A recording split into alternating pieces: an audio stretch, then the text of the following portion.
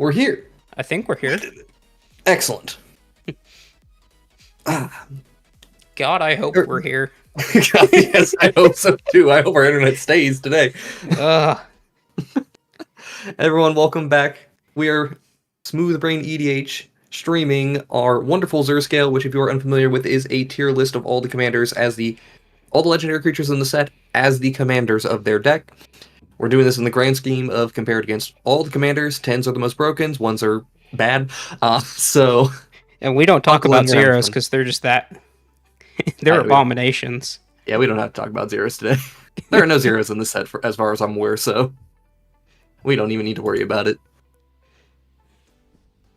Alright, we gonna just jump right in? I think we're good to just jump right in. Alright, so last time we were here, we got cut off, so yeah, here are the other commanders. We only got through part of red, and we have one more red commander to talk about, which is everyone's favorite from the set, O'Hare Asheneel. Oh boy, let me pull it over so people can actually see. Wow. O'Hare Asheneel.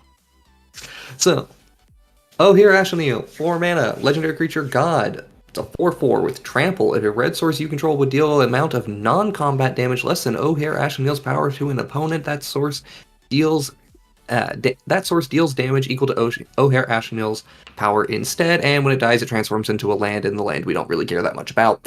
So, okay. I heard Lightning Bolt being better is good.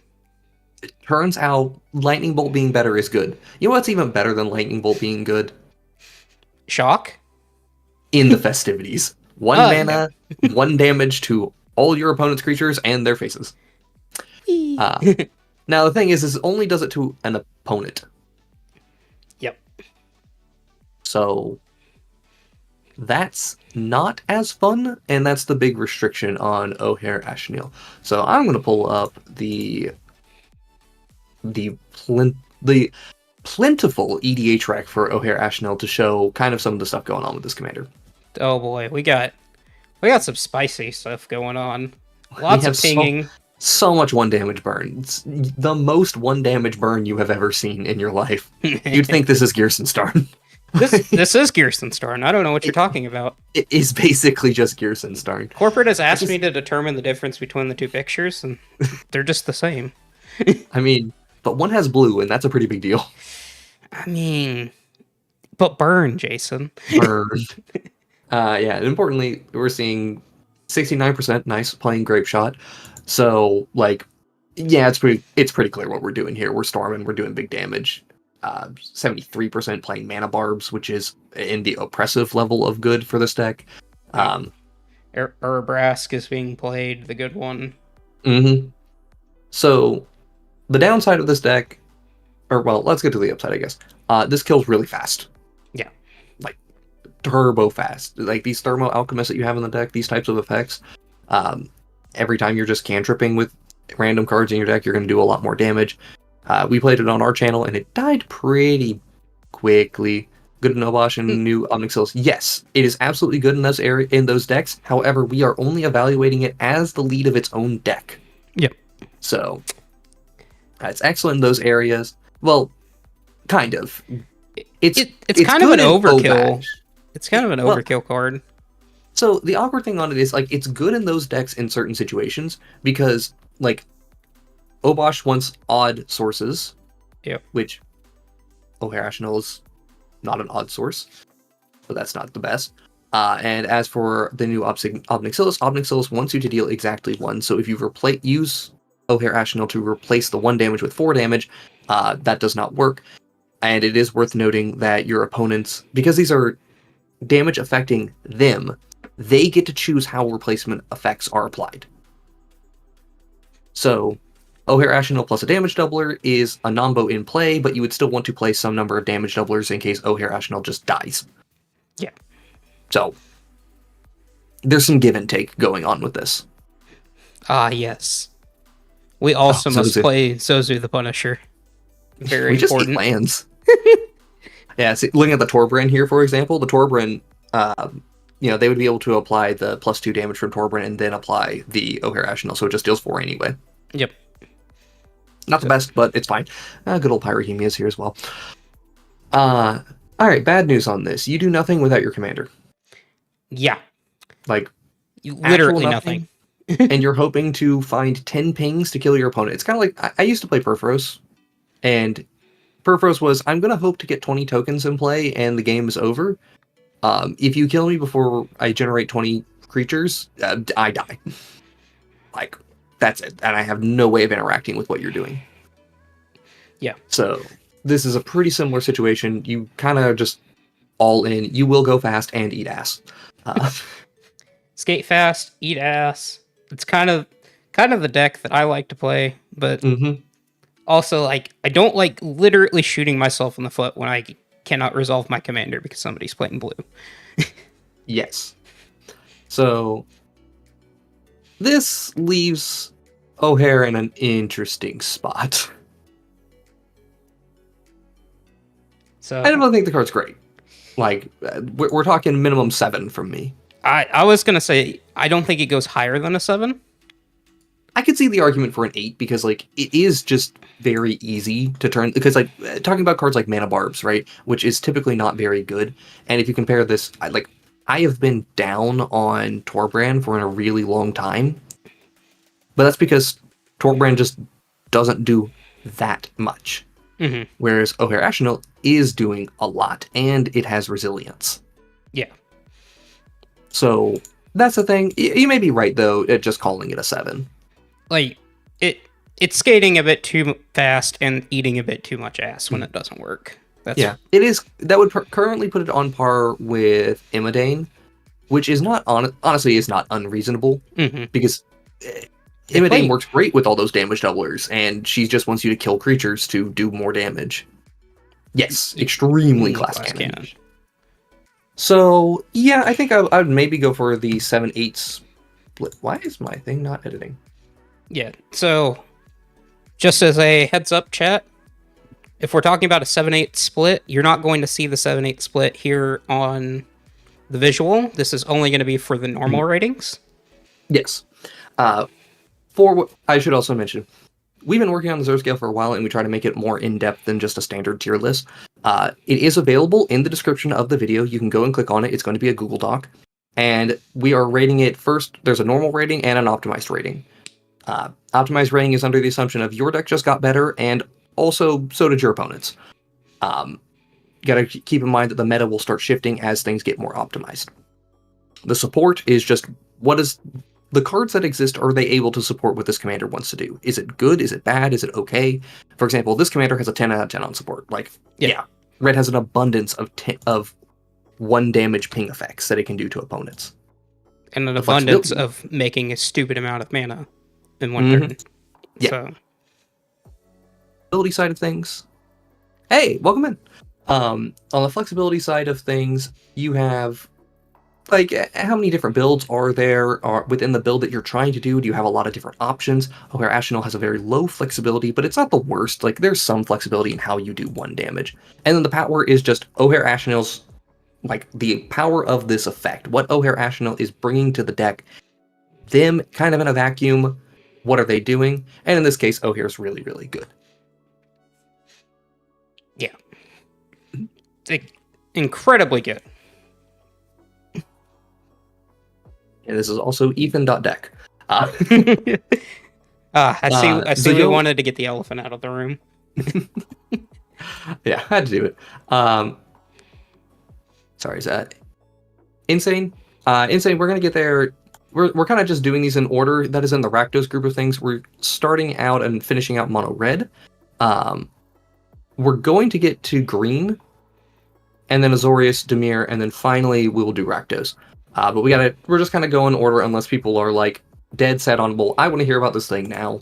Which, if you want to, let us know. But in the meantime, I think we're going to keep going and talk about our mono green commanders, of which there are 2. We've got the Timmy commander. Oh boy, Jason, look at it. It's a Timmy card. Are the Timmy commanders. These are the biggest Timmy commanders. All right, Jason, we got Galta's Stampede Tyrant. 5 and triple green for a 12/12 legendary creature, Elder Dinosaur. We all know Galta. We all love Galta. Galta's great. It's got trample. When it enters the battlefield, put any number of creature cards from your hand onto the battlefield. That's it. That's it. Just go wild.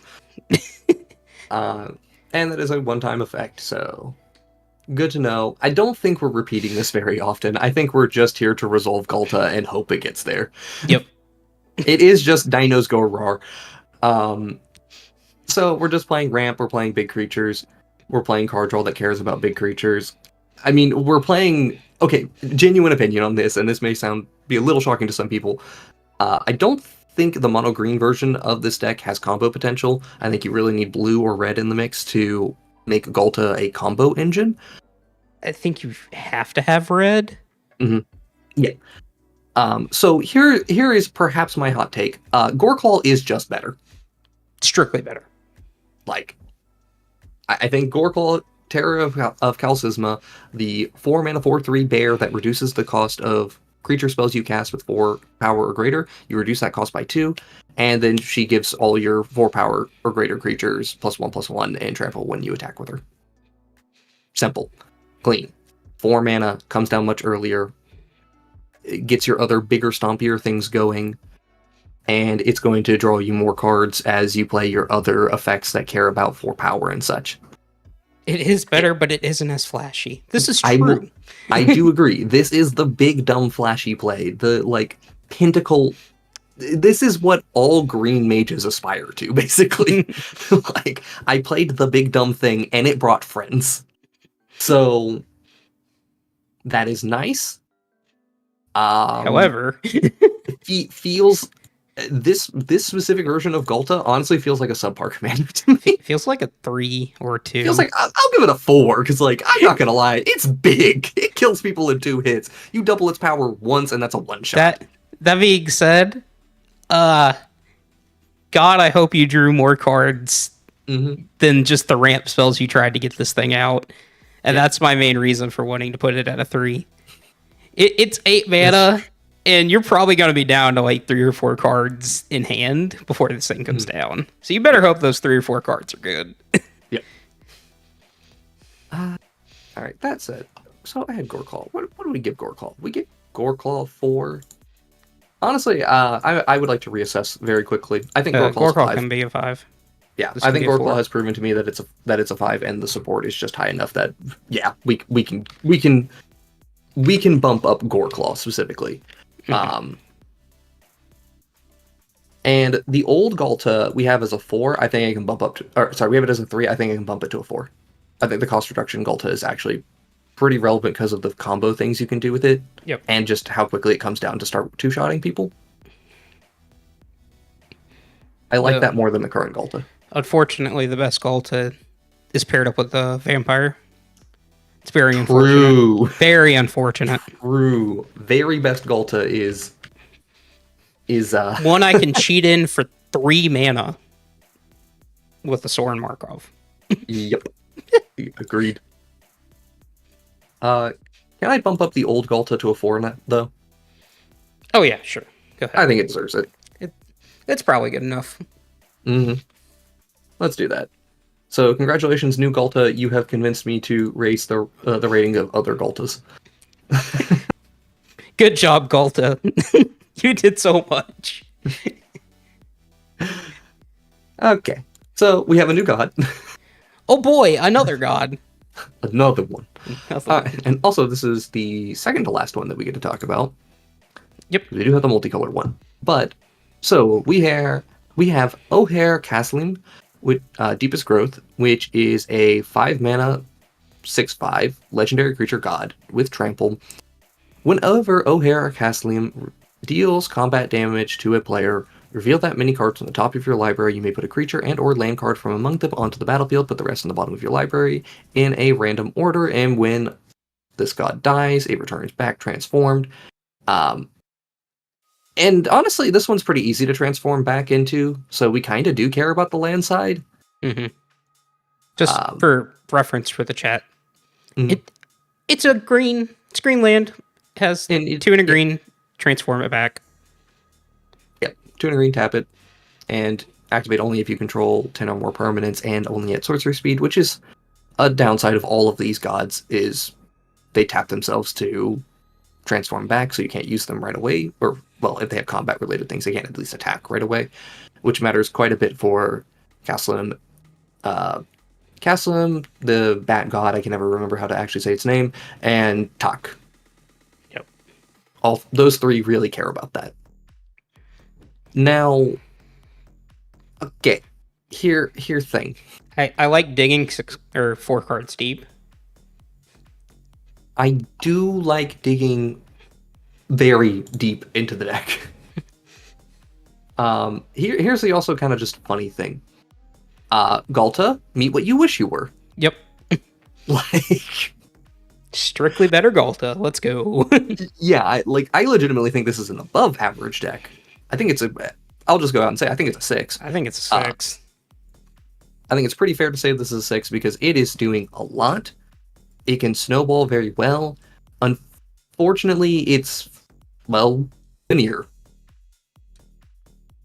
There's not a whole lot of things, like, so here's the deal. Like, we can increase the power of this thing pretty well in green. Right? We can play a giant growth to just dig 3 cards deeper if we want to. But beyond that, you really just aren't able to, like, set the top of your deck too easily. There's only a couple of creature tutors that put stuff to the top of your deck for you. That being said, you get the best. You do get the best ones to do it. So yes, yeah, and you want to play a whole lot of creature-based ramp because you can hit that as well. So it does encourage you to do good things, but it's not. Well, maybe it is just as good. Like it maybe the support just is a 10 out of 10. The support's a 10 out of 10. Sure, Flexibility is a 10 out of 10. I would say the flexibility is a 10 out of 10. You still have to hit creatures. Okay, we're playing mono green, Jason. What are we doing? You're playing creatures and you're hitting a lot of them. That's just why I'll give it like a 7, right? You can't do instants and sorceries, you can't do artifacts, you can't do enchantments. We're playing mono green, Jason. What the hell are we playing normally anyways? Timmy Smash, but at least this one helps with Explore and has Seed Worm use as well. True. Yeah, sure enough. Sure. Yeah, I still think 6. I still give it 6. Still good. Very good. Absolutely. Still very good. It's above the curve, right? It's just very predictable. And you have to be smashing quite good. But you're already just going to play big spells to back things up and it's card advantage in the command zone. So it can't be bad. Kind of. We can find bad ones. All right. Hey, Jason, I heard you like Brago. I do hate that card with a burning passion, yes.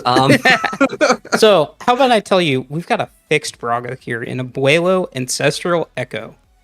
It's 1 and Azorius for Legendary Creature Spirit. It's got Flying and Ward 2, which Ward 2 is apparently the most relevant keyword ever. Yes. It says, pay 1 and Azorius. Exile another target creature or artifact you control. Return it to the battlefield under its owner's control at the beginning of the next end step. Sounds good to me. Yeah. So, there's some interesting things to say about Abuelo. Okay, so first off, I'm just going to say this. The 3 mana to do a single flicker is a lot, especially when colored pips like this are involved. So, it is a little hard to break Abuelo, especially because a lot of infinite combos that you can do even in like blue-white or whatever involve like using your blue mana to get there. So it's easy to produce infinite colorless. It's not very easy to produce infinite blue, and it's definitely not easy to Peregrine Drake and I'm blanking on the name of not Cloud of Fairies, Palancron. Palancron also makes this a lot easier. But hefty mana investments. So at least the nice thing about this Abuelo deck, it just tells you up front the thing that you should be doing in all of your Flicker decks, which is just play a lot more mana than you think you need. Yep. Don't get greedy on your mana. If you try to go below 36 lands, like, stop it. Yeah. No. Unless you're playing Brago, and then you can probably get away with it. Brago can get away with it, but the quick mana also helps a lot. Yep. And you just play card draw. It's Flicker. It's pretty good, although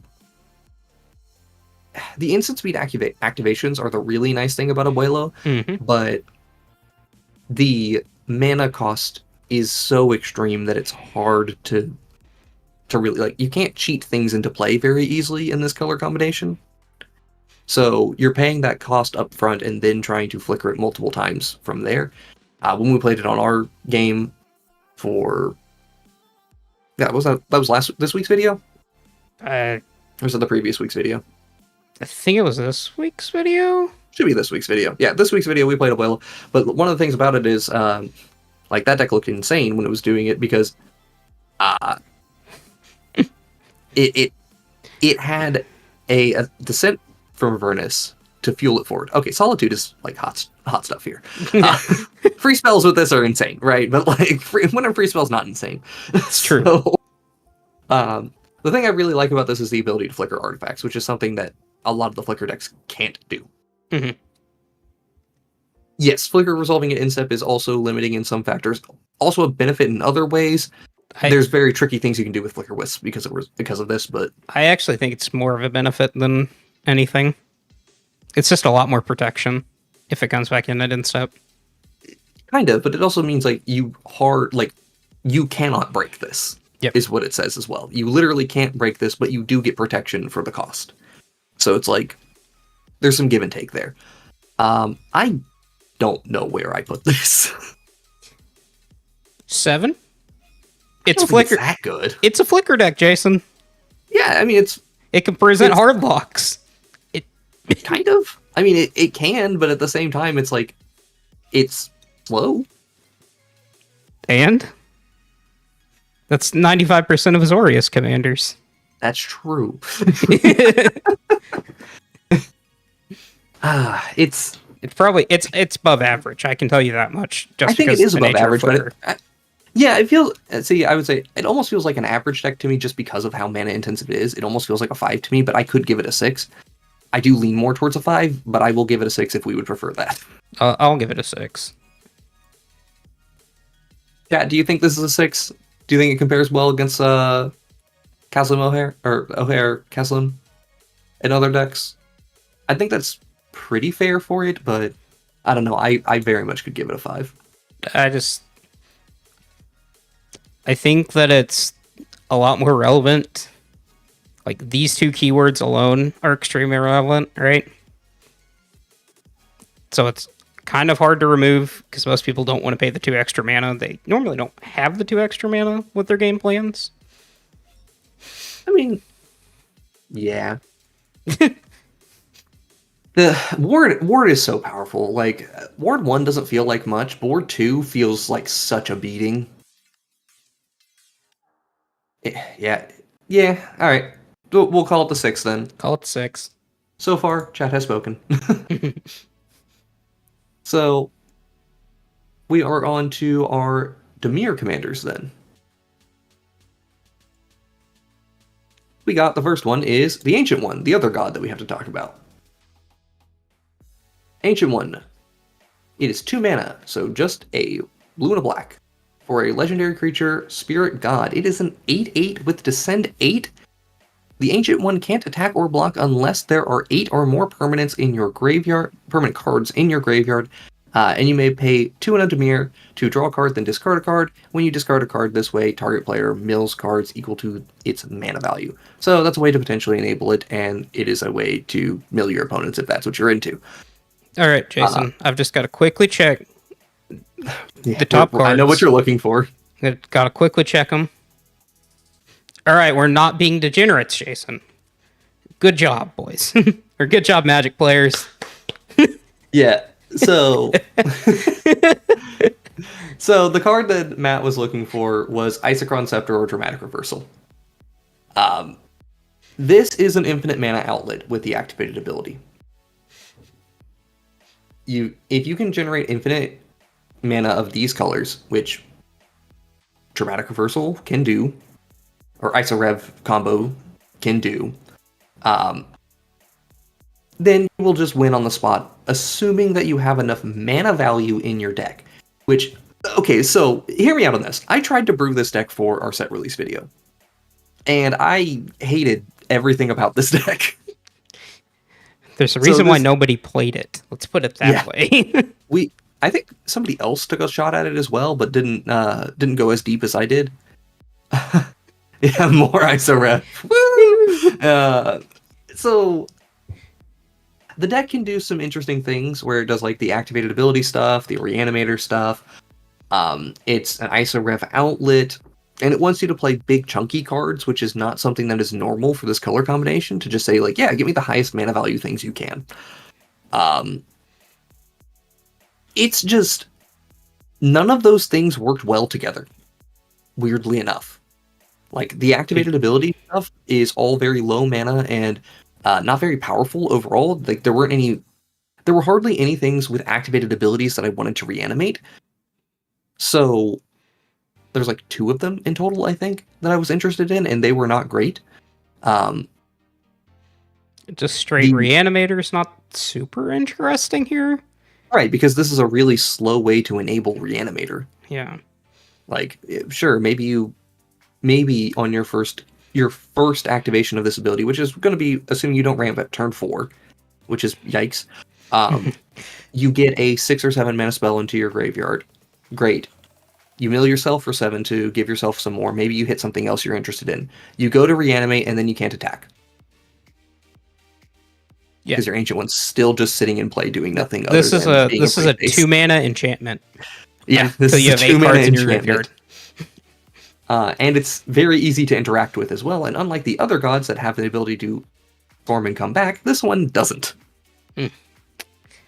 Yeah. So it's just not good. it's so awkward. I tried really hard to find some good uses for this card, and I just couldn't find them. Sure. Or a Tox roll. I mean, yeah, sure. You can make that argument for every Dimir deck, though. Right, like, yeah, you just slap reanimation stuff into those decks anyway. And I don't want to be spending 4 mana to get my one big effect in play. Dimir does not do anything with the 2 mana 8/8. Unfortunately, if we were in Sultai, then we'd be talking. But yeah, that was the other thing is black is not this color combination is not the best at abusing the high power and toughness of this commander. That said, I did find some interesting things I could do with Disciple of Bolas in this deck, which is that gives me a little bit of life to then I think maybe this deck can do something. But out of the 380 decks we have here, only 17% of them are playing Disciple of Bolas. Mm-hmm. And it also still firmly puts me in the casual side of things. So this is one of those commanders where we're gonna have to put a split because of ISO Rev related stuff specifically. Normally this is below average, right? Like it absolutely it doesn't know what it's doing.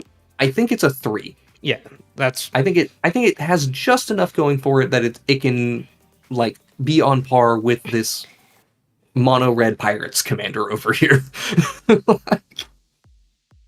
It has potential to do some cool stuff. We did get a new disciple in Ixalan, if I remember correctly. Yeah. Black correct again. Yeah, we did. That's that artifact, Altar of the Damned, or something along those lines. But how much Dramatic Reversal are we doing? 14% of decks are playing Dramatic Reversal, so that is a significantly lower portion than the majority. For which noting that the people who are doing Dramatic Reversal are probably doing Thoracle as well, because that is 13% of the decks here. So that maybe that we don't even do a split rating because that's CDH. For everyone who wants to know, we normally do not include CEDH in the evaluation because CEDH plays to a very specific meta and has some very specific things that it's trying to do. Also, they don't care about their commander quite as much as the rest of like casual commander does. So we do put a bit of a separation there, but if it is that CEDH is affecting affecting this commander so much that like it's 40-50% of the decks, then we talk about it then. But in this case, it seems like Dramatic Reversal is only in the CDH builds. And also, if you're going to play ISO-Rev, you're probably just playing Toxrill, right? Or Vohar. Or Vohar. Yeah, you've got plenty of options for ISO-Revving in CEDH. You do not need another. They didn't need another Dimir one. Nope. They need a 3-color one if they want to do that again. It doesn't really matter what the third color is. You just need one. Just give it green. Make green would be good again. interesting. I honestly, if they made green ISO Rev decks, I would be very interested in seeing what they're trying to do with that. I think that's actually kind of neat. We're just gonna Bro Storm, but in green, but Bro Storm, but with ISO Rev. Yeah. So I don't even think we have to split the rating. I don't think there's a particularly optimal rating here. So I think just 3s all around. Mm-hmm. Chat, let me know if you disagree. Deck awkward. All right.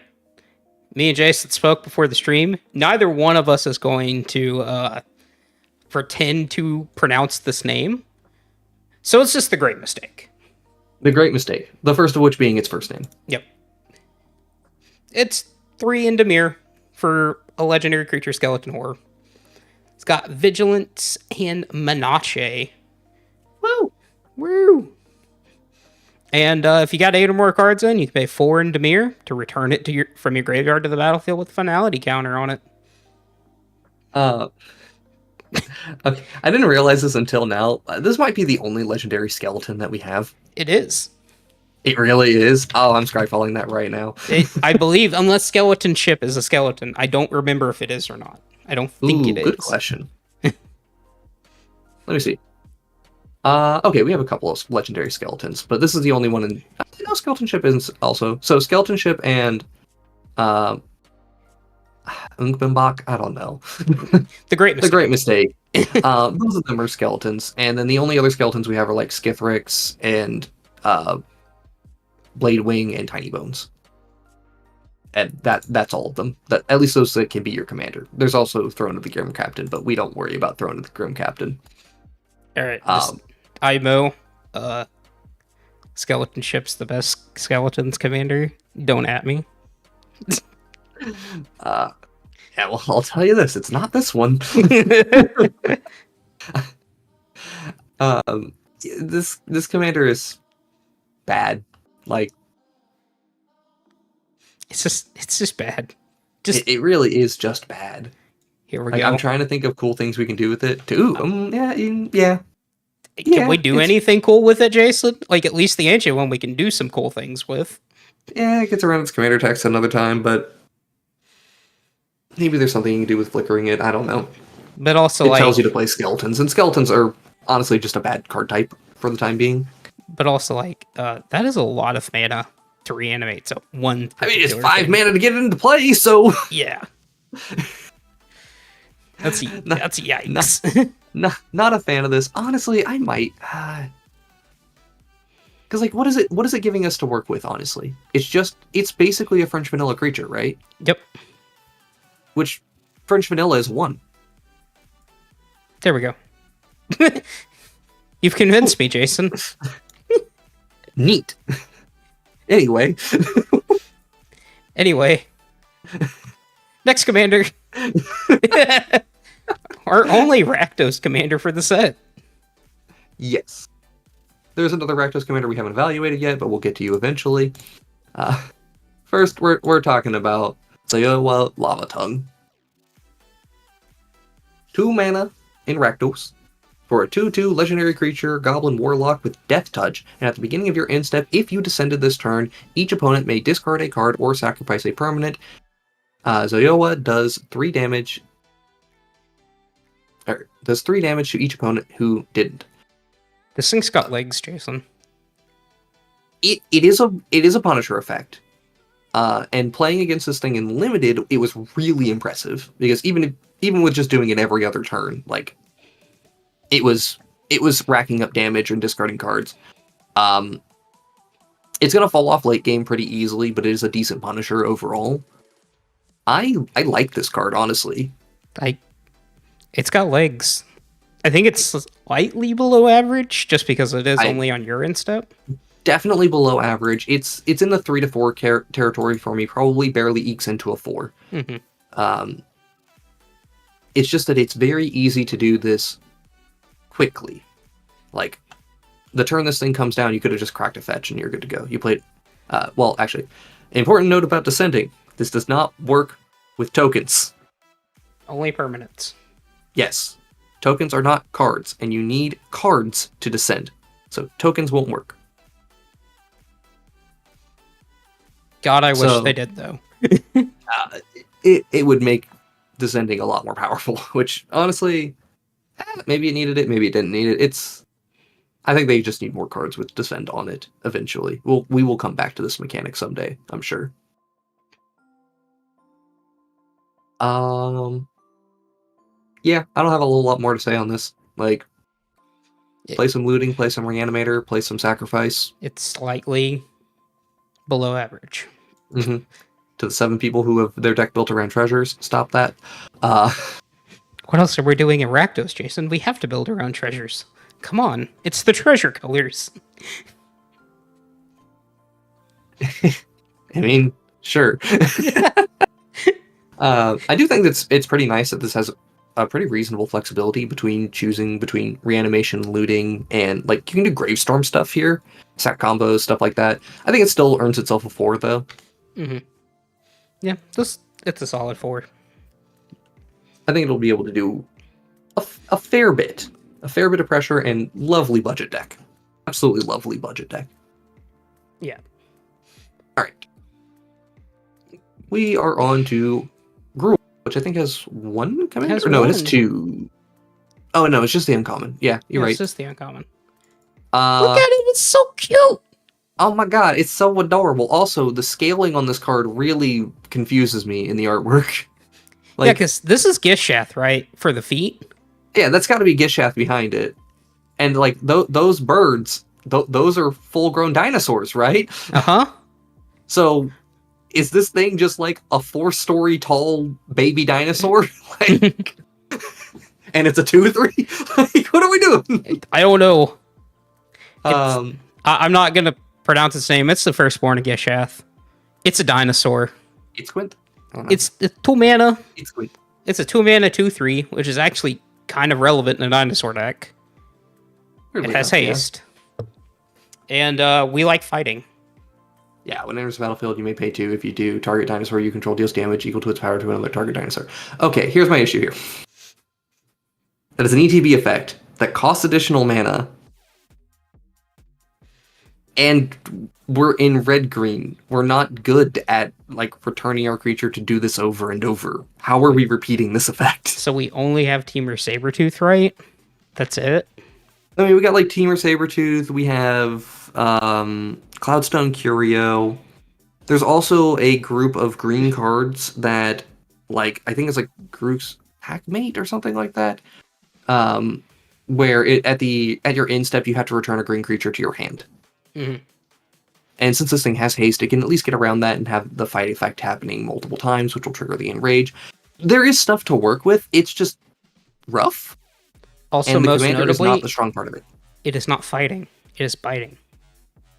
Oh, it's just biting? Yep. Deals damage. It doesn't fight. Oh. Yeah. Yeah, it's not fighting, right. That's extra bad. Yeah. Because, like, we want to fight. We want to enrage. Come on. Yeah, it's just really bad. It was like I think it was like one of the first cards I cut in the dinosaur precon. Yeah. Like, it's just bad. You shimmer it, I guess. I mean, that is a way that you can do that. Two? One or two? It definitely feels on the 2 category for me. It does not feel like a 1. Okay. We are doing more with this than we are doing with the whatever his name is. The support's actually not terrible. It's just not great. It's the recasting that's the hard part of this. Yeah, it's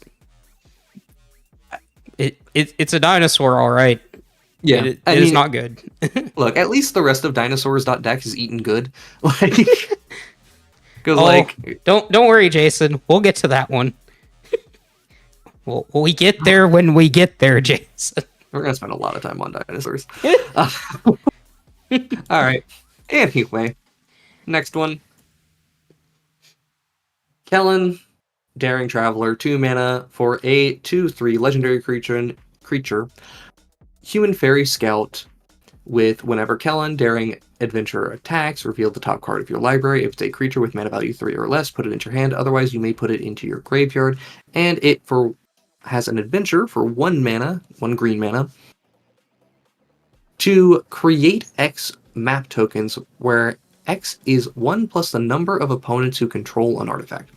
So on turn 1, you always have the play of make a map. Yes. Neat. Maps are bad. I mean, they're not great. There's they one deck they're good in, and we'll get there when we get to Simic.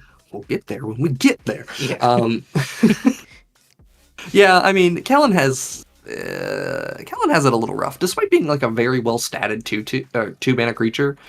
Like, like we're playing really small creatures with some maps. The maps are not doing a ton right now. Draft All-Star, by the way. Yeah, I feel that. Like, yeah, that's the best you're getting out of me. Are we just playing this as Green-White Explorer? Is that the goal? I think that's the goal. And we're It not... seems like what most people are doing. We're not super supported in that. Mm-hmm. Otherwise, you may put it into your graveyard. So I could put big things into the graveyard and reanimate them because we are in white. Mm-hmm. Not great, might I add, but that is a thing we can do. Okay, exploring is going to give us counters, although he himself does not get the counters unless the map gives you counters. Just not the worst. I mean, it ties together counters in a semi-reasonable way. It's not the most coherent way, but it is semi-reasonable. I'm just not sold on Kellen. I am certainly not sold on Kellen. I do not think this is a great card, but for all that, I still think it falls in a 3 to 4 range. I think it's a 3. Every time I play with maps, they just feel bad. The sorcery speed activation is really the killer on maps. It's interesting. Celestia Elves. You could do this as Elves. You could. I don't think you're going to. Counterpoint. Reese the Redeemed. Counterpoint. Yeah, I'm wondering if there's an interesting way to play with green-white junk artifacts. Like, all the treasures, food. Now you have maps added into the mix. Can't really get blood tokens in there, but I think the problem is that you need red to play with junk artifacts. Yeah, red, blue, black, any of those colors adds more. Green-white is the worst combination for it, but I don't know. Maybe there's something there. I don't think there is. I think it's just a 3 and call it good. Yeah, I think this commander's just split too thin on what it's trying to do. It's got some decent options, but it doesn't know what it wants to do. And maybe in the next set we will see a more coherent line with this. All right, next one, Matt. That's Cutzel. Valvet Exemplar. 1 and Selesnya for a 3/3 Cat Warrior. Your opponents can't cast spells during your turn. Whenever one or more creatures you control with base power or with power greater than its base power, draw a card. Kind of like deals combat damage to the player. Just hi, buff up your creatures by 1. This is Tymna. Hi, Tymna. We like damage. Punchies. This card's great. 99 All-Star. 99 All-Star, really good commander too. Yeah. Honestly, we will get to its counterpart, the mythic version of this card. It is significantly worse. I don't... Honestly, I think both of them are pretty damn good. I don't know which one is genuinely better for casual. For CEDH, oh boy. Cutzel is so good. She is fantastic. But anyway. Oh, did somebody say stacks? I agree. Stacks? Did we see stacks? Did we say stacks? Stacks with drawing cards? Ooh. So looking at the EDH rec for this, Mostly what people are doing with this is a mix of things. Like very Cat. split on how to build this commander because you can do just so many things with this. Cat. Genuinely, I don't know if this is a 10 out of 10 on support or not support, flexibility. It's probably about an 8 out of 10 on flexibility, but it deserves it. Like, you could try to build a storm style deck with this commander because you just care about the silence. Or but Jason, that's not the best way to do we it. lean into the best way to build the deck, which is cats. Yes, cats. Yeah, you just do cats. You can do stacks. We can play the best CDH All Star Shorn. Yes, you can. We got 1/1 counters. We have just normal Anthem-y style things. You could do auras, or you could do equipment. Splitting it across your creatures is now beneficial to you, so you could play this as an Enchantress deck very reasonably, or an equipment deck. This is also a punchy stack that encourages you to hit everybody and not just one person. Yes, and it okay, so the one complaint I have about Kutzil is it is missing some of the 1-drops that you would really like to see. Like 1-drops that just make themselves larger without asking any questions. That said, it has all of the 2-drops you could ever want and all of the 3-drops you could ever want. So you're not you're not fighting for your life here to get your counters. Cat Stacks Fever, hell yeah. Yes. It's just, God, this commander's good. You can play with combat tricks, you can do all sorts of things. Green-White likes those things. You can draw more cards as a result of doing this. Yeah, that's my starting point. The only thing that stinks about this commander, and stinks, quote-unquote, is Green-White is solid color combination for what you're doing. It doesn't end the game that quickly. And the more, like, you would like to be in another color for a little more evasion, but that's okay. Like, it's some give and take here. But that said, like, yeah, 8 feels good. 8's good. 8 feels real good. I'm going to leave a comment on the Zur Scale. Play Storm, you coward. Is that one like really bad old card that I've seen in this deck from one of our Discord members, Sammy? Oh, I don't know which one that is.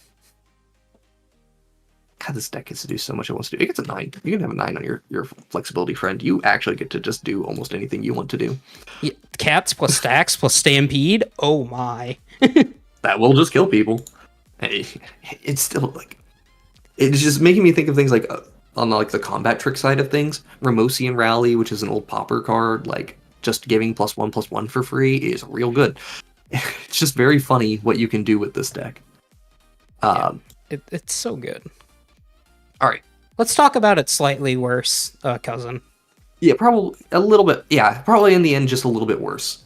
Sovereign Okina Gohao.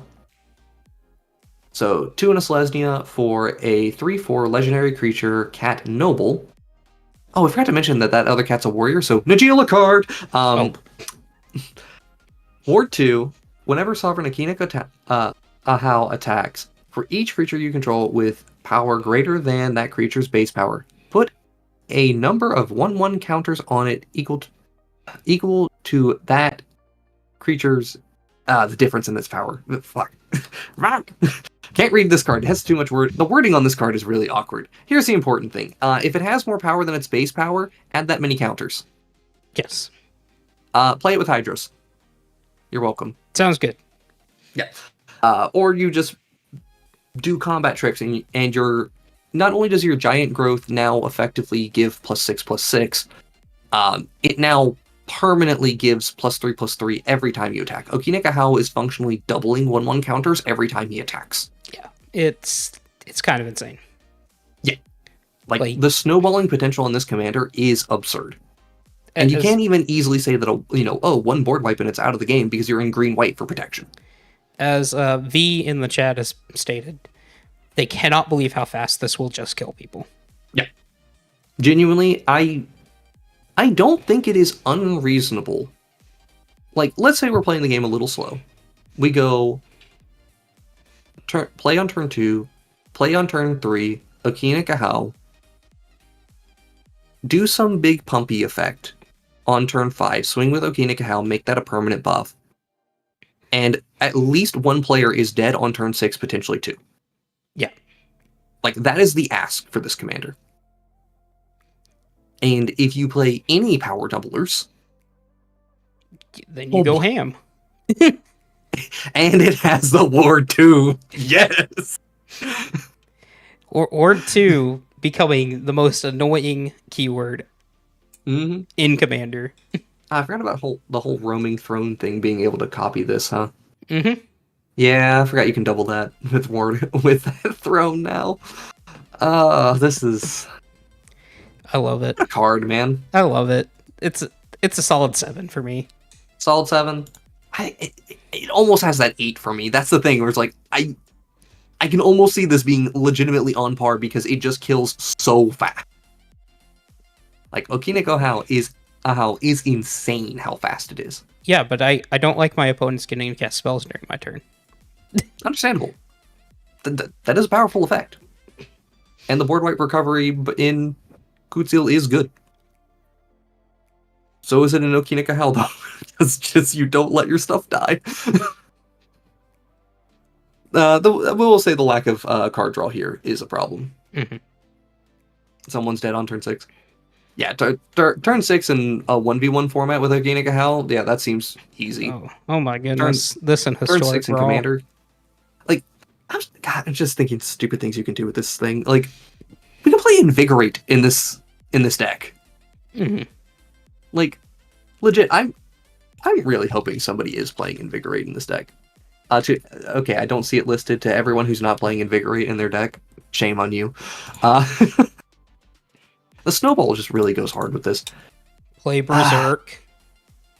Proceed to one-shot somebody. Yeah. Yeah. Yeah, alright, fine, I'll give it the 7. I might want to give it a 7-8 split. I think it can get a 7-8 split. I'm just saying it normal. That's fine. Because it just doesn't draw cards. Yeah. It's like the one thing it's missing. It's drawing cards. Yeah. If it did all this and it said draw a card, I'd be looking to put it in like a 9 or a 10. Yeah, I'd give it... If it drew cards any sort of consistent way, I would go ahead and easily give it a 9. If it just drew cards a singular time, I'd still probably say it deserves an 8. Mm-hmm. Just for cantripping. Okay. We're on to the wonderful world of vampires at this point. Because we have, 5 different vampire commanders? Yep, we got 5 of them. All slightly different, and all of them still playable as just vampires.deck. Hey, here's Amalia. Benavides Aguirre? Aguirre. Thank you, Jason. I cannot roll R's or anything, so... I've gotten really bad at it, but yeah, she's a 2-mana 2/2 and Orzhov, legendary creature, vampire scout with ward, pay 3 life, and whenever you gain life, she explores. Then destroy all other creatures if its power is exactly 20. That's neat. If you get this to 20 power and blow up the board, you kill somebody. Like, you're one power off from commander damage lethal. So. That being said, this thing is like kind of piss easy to remove. Yeah, the board paying 3 life is not that heavy of a cost, especially in Commander. Yeah. You'll begrudgingly do it. If it saves you will my do it. board, I'm going to do it. Mm-hmm. Right. Yeah. The really nice things that this deck has going for it. Repeated instances of gaining 1 life is very easy in black-white. Mm-hmm. Like, it is painfully easy to do it in black-white. Wow, Jason! Yeah. It's like they have, like, 8 of these Soul Sisters at this point. Yeah, painfully easy to just get these instances of gaining 1 life over and over, and over and over and over and over and over and over. So you'll be exploring very consistently. Which means you will be churning through your deck very quickly. Yep. Which means you can set up reanimation very easily. Mm-hmm. or find the removal spell that you need. Yeah. So, Or just always hit your land drops. as it turns out, guys, this second line of text here is literally just flavor text. Because all that matters is that you're either loading up your graveyard or you're getting lanes into hand. Yeah. Thoughts on Amalia Luris? I love it. You actually very reasonably could do this as a Luris deck. Like, I don't think you need your 3-mana spell, your 3-mana permanents in this deck. I think you get a Blood Artist, a Sack Outlet, and just reanimation effects. Yeah. Like, the things you really miss out on are, like, Veto, Thorn of the Dusk Rose, which, that hurts. And you miss out on Heliod. But beyond that, like, go crazy. You almost everything you care about is only 2. You also miss out on Welcoming Vampire, and that kind of hurts. That does kind of hurt. Yeah. But yeah, for the most part, this is pretty easy for you to just play this as a Luris deck, and having access to Luris pretty consistently is good. That said, I don't know if you need that.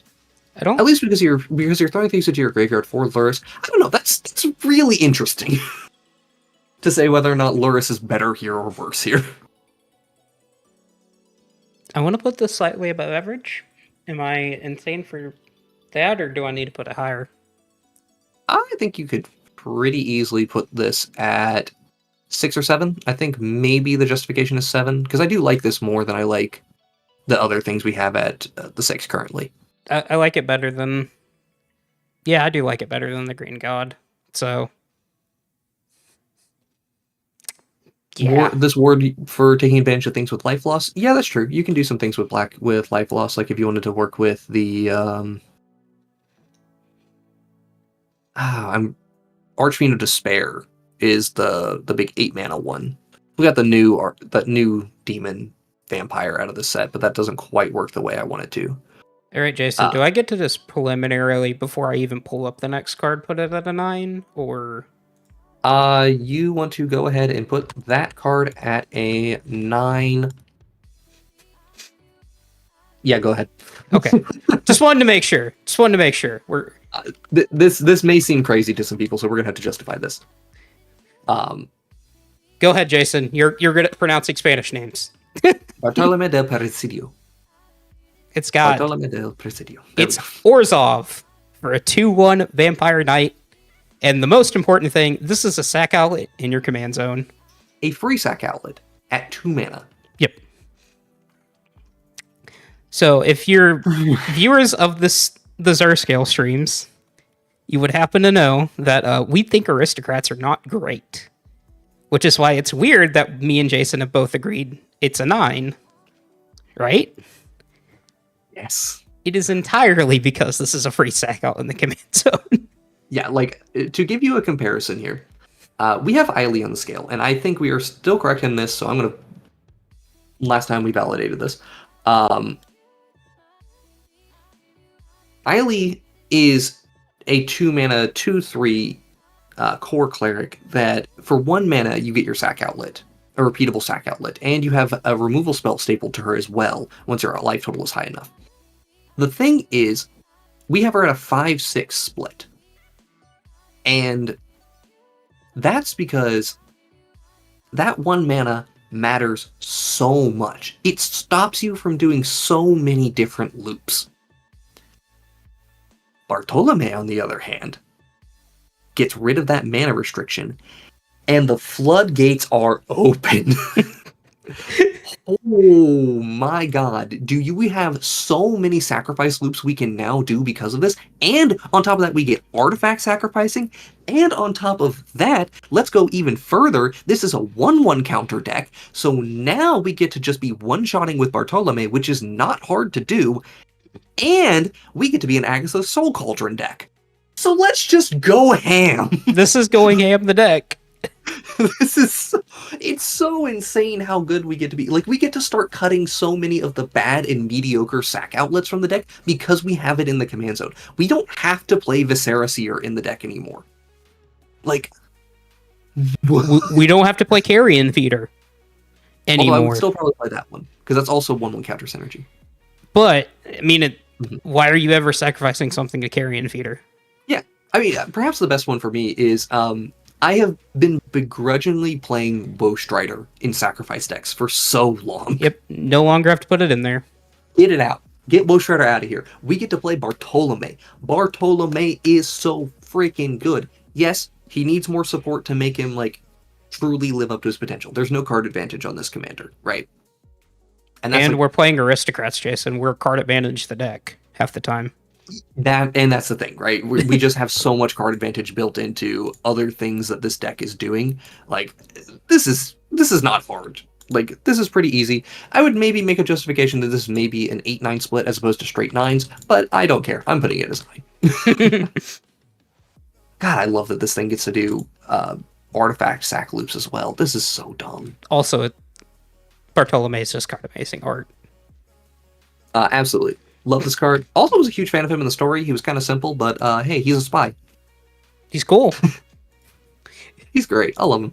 Alright, less good card. Carmen. Right. Carmen, Cruel Sky Marcher. 3 in Orzhov for a 2/2 legendary creature, vampire soldier with flying. Whenever a player sacrifices a permanent, put a 1/1 counter on Carmen the Cruel Sky Marcher, or Carmen's Cruel Sky Marcher, and you gain 1 life. Whenever she attacks, return up to 1 target permanent card with mana value less than or equal to Carmen's power from your graveyard to the battlefield. I think she's less good than Bartolome, but she's actually still pretty damn solid. I think she's a 6 solid. Like, just flat out. Card advantage punishes your opponents for doing things like treasure sacrificing, sacking lands. You get to do your own sack loops that just make her huge and gain you life, although they don't. Gaining life does not immediately translate into damage, but it pretty easily can. Persist stuff. Persist is cool here. Hazardous Dark Rite. I forgot about that thing. The Dark Ritual guy for a bad casting. Olivia? No, this is a significantly better Olivia. It's better. Yeah, it's definitely better than Olivia. Yep. It's better than Olinda as well. Mm-hmm. Man, 5 mana is the awkward thing on this. Yeah. This was 4 that's why mana. I don't want to put it above a 6, actually. Oh, I can see that. I can see that. It floats the line between 6 and 7 for me. I'm leaning on to 5 mana. It's a big ask, especially when it doesn't do anything till its next turn. Mm-hmm. Yeah, 5 mana, no card advantage, or no immediate value on it. Like, Sovereign Akinikahau also does not have that immediate value, but, like... One kills people, the other one doesn't. Well, I do think this thing does kill people eventually. It already has the built-in evasion as well, and it's going to get pretty large. You said the magic keyword there, eventually. Yeah. I mean, all these will kill people eventually. We're not particularly ordering this by how we view it within the tier. I think this is the best card in the 6th tier if we're going to put it there. Yeah. I think that's reasonable. It does have a lot more just innate built-in power than, say, like Amalia, for example. But how Amalia synergizes with the rest of the deck matters a lot. Amalia is also 3 mana cheaper. Yeah, 3 mana cheaper matters so much here. We are Dark Ritualing, but yeah. All right, I'll give you that. I will put a note that says maybe a 7. Maybe a 7. Matt's being a stinker and only wanting to put it at a 6. I'm not going to call you out on it or anything. It's just, it's reasonable. There's some synergy things we can do here, recurring some sack fodder and things like that, eventually getting to larger reanimation targets, but, you have to work to it, and... V is got my exact thoughts on this.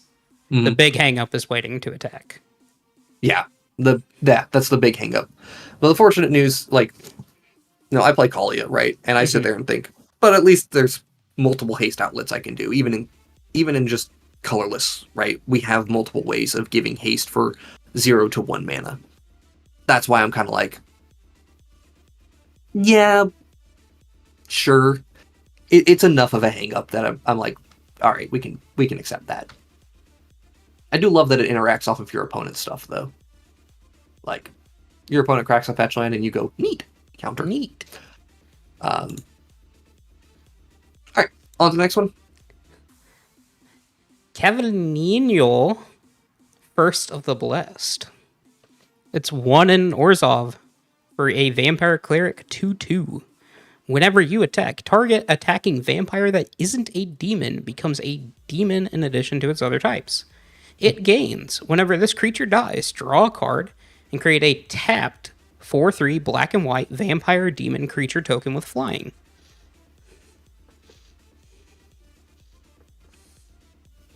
It's decent. It's solid. It is solid. We have to be in a vampires deck. We can play this either as aggressive or sacrifice based. I think this deck honestly prefers to be more in the aggro side of things than the sacrifice side of things. Mm-hmm. Because like just suicide your dudes, get a bigger dude, draw a card in the process. Downside, we are functionally just drawing 1 extra card a turn if we're lucky. But it also gives you board wipe protection. And the creatures it makes for you are vampires still. So it's like, this is not bad. It's 5. It feels pretty. It feels like a good 5 to me. Like, it's an average deck. It punches pretty solid. It does not have a lot of flexibility. Nope. I do like it still. Like, a 5 is not a bad rating. It's a good card. I did consider brewing this. When you look at the other vampires on the set, it's just like, man, you are not comparing to the other vampire. Well, actually, there's one more you do compare to. Yeah.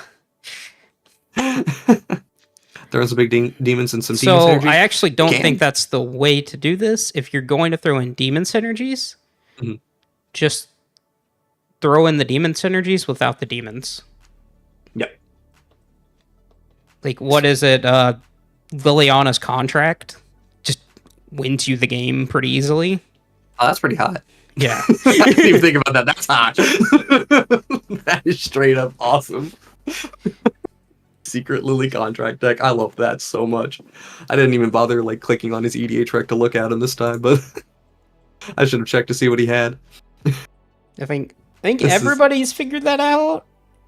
Oh, not everybody has figured that out. We're still displaying the base precon for the most part. I mean, it's true. It's a precon, and people saw vampires, and they're like, "Yeah, vampires. We're gonna do that." Leon's contract in 9% of decks to you. I salute you. I salute you. You made the right choice. All right, let's move on to the last of our vampires commanders, which honestly, it's the worst. I'm happy to be done with vampires. I want to talk about something else now. We have Vito, Fanatic of Aklazotz. 2 in Orzhov for a 4/4 legendary creature, vampire demon with flying. Whenever you sacrifice another permanent, you gain 2 life.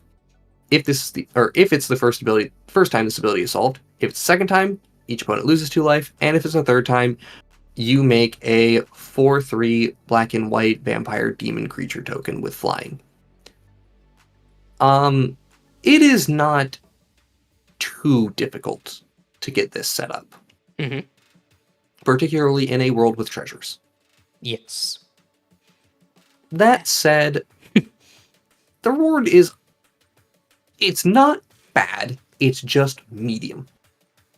It is pretty hard to do this not on your turn, which is actually the biggest thing.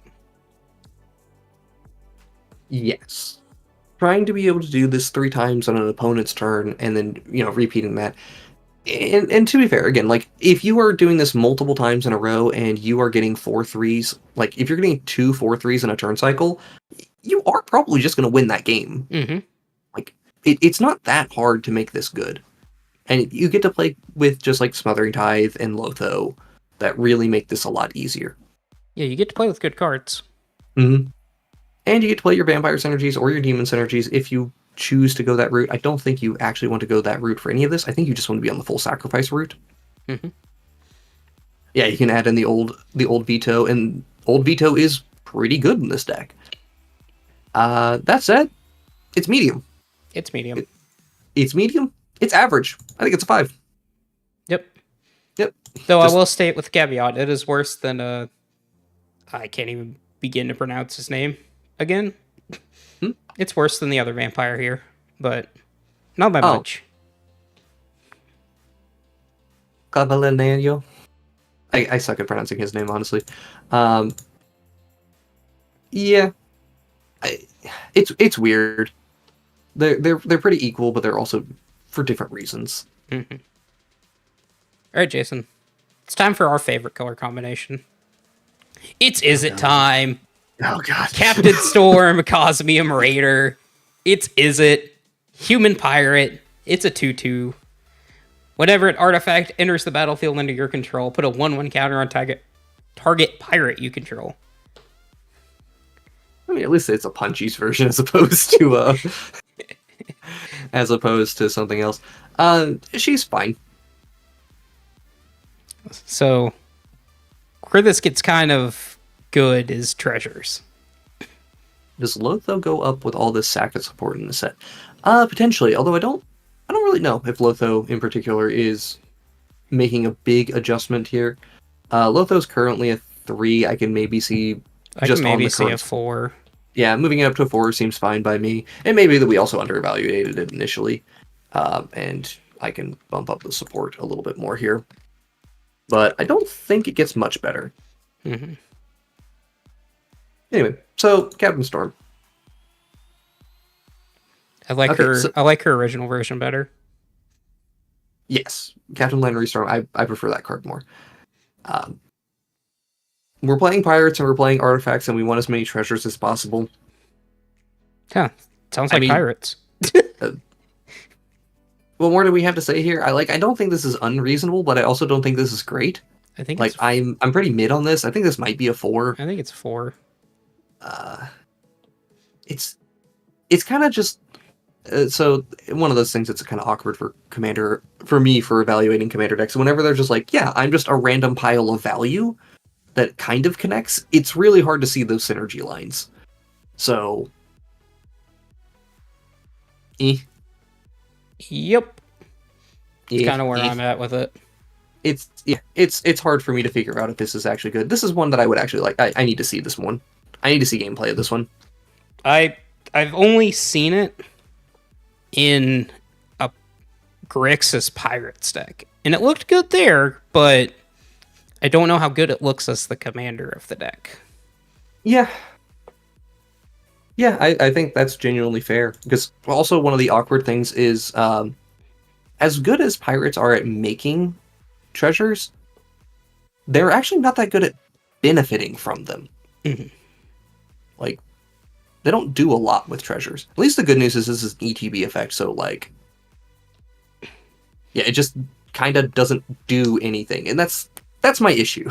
Mm-hmm. It's like, you're kind of doing something, but you're also kind of not doing something, which just makes me concerned. It makes me very concerned. Mm-hmm. Not just kind of concerned. Yeah, and as the person who's like cultivating this list, I'm always sitting there going like, God, I don't know this commander inside and out and what it could possibly be doing that would make this like broken. I feel like I'm missing something, but I'm probably not. So I don't know. It just makes me nervous to look at these types of commanders. Also, I cannot emphasize this enough. I hate that axe. All right. That art like plays with perspective in a way that I really don't like. The lighting looks weird. It feels like her hand is twisting in this weird way. I don't know. It's weird to me. Sounds like a 3. I think it's doing enough to be a 4, but I just can't say with certainty that it's definitely doing enough to be a 4. Yeah. I think it plays a little bit better than it looks. That's why I'm giving it the benefit of a doubt at 4. Because it looks like a 3. Yeah, and 2 mana versus 3, and being in 2 colors. I'm immediately comparing this to Breaches, which is the other Pirates commander we compared in the set. There's a lot more blue pirates to play with, like a lot more blue pirates. You get Malcolm. And a lot more artifact support. So like generic artifact support has to be pumping this up, like just making this better. I don't know. Captain, I don't know what you're doing, honestly. I don't think she's that powerful. I think just the support of the deck is really what pumps her up. Mm-hmm. And I'll give her a 10 on the support. Like, it's there. It's just, All right. So, do we need to pull up the proper art for Ian Malcolm, or Please pull up whatever art for Ian Malcolm you think is the proper art. And the new Tassiger secret. Go right ahead, buddy. No. I can't believe they did that. It's so great. I love Just, dear Lord, man. Anyway, this Ian Malcolm. Ian Malcolm, chaotician. Sure. Yep. 1 a blue and a red for a 2/2 legendary creature human scientist. Whenever a player draws their second card each turn, that player exiles the top card of their library. During each player's turn, that player may cast a spell from among cards they don't own, exiled by Ian Malcolm, and they can spend mana of any type to cast it. They don't own. It's so they all every card that's exiled with Ian Malcolm goes underneath Ian Malcolm. That comma is incorrect. Yes. It just now dawned on me that comma should not be there, because I'm sitting there like, wait, what do you mean mana of any type? Like, yes, it's so that you can cast your spells because it's a play on that, but that comma is so weird. Anyway. Oh my, what? Do I need to, I'm just going to pull it up. Bring up the Tassiger. Hopefully it's on here. It should be. Single S for Tassiger, and you. AR. Tassigar. Nope. You are. There's a did you mean right there. You can just click that. Yes. All right, please. Golden Fang. Please, please. Yes! Yes! So dumb. Anyway, we're going to talk about a different Ian while we look at this one, alright? We shouldn't do that. Ian that you now are not sure what it does because there's a massive text on it. It's a chaos card, and it inherently is not good. It's a 2. I don't even think it's a 2. I think it's a 1. Oh yeah, chaos card. Never mind. Yeah, it is in theory a 0, but chaos. Anyway, chaos control. Yeah, like you can't guarantee this card's going to do anything, and it honestly can't even necessarily help you. It's just a silly card. Hey, I recognize this character, Jason. It's Saheeli, the Sun's Brilliance. Neat. She's what does she do? For a 2/2 human artificer. And she says pay is it, and Jax is something, except not quite as good. It makes the whole table annoyed. True. Saheeli. Yeah, she's okay. This is it Jaxus, but worse because it doesn't replace my card? Yeah, the nice thing about this is okay, so hello, to my friendly neighborhood Mishra player. Copying artifacts is really good, and that's powerful. The thing is, you don't get to keep your artifact around, and there's only so much you can do with this.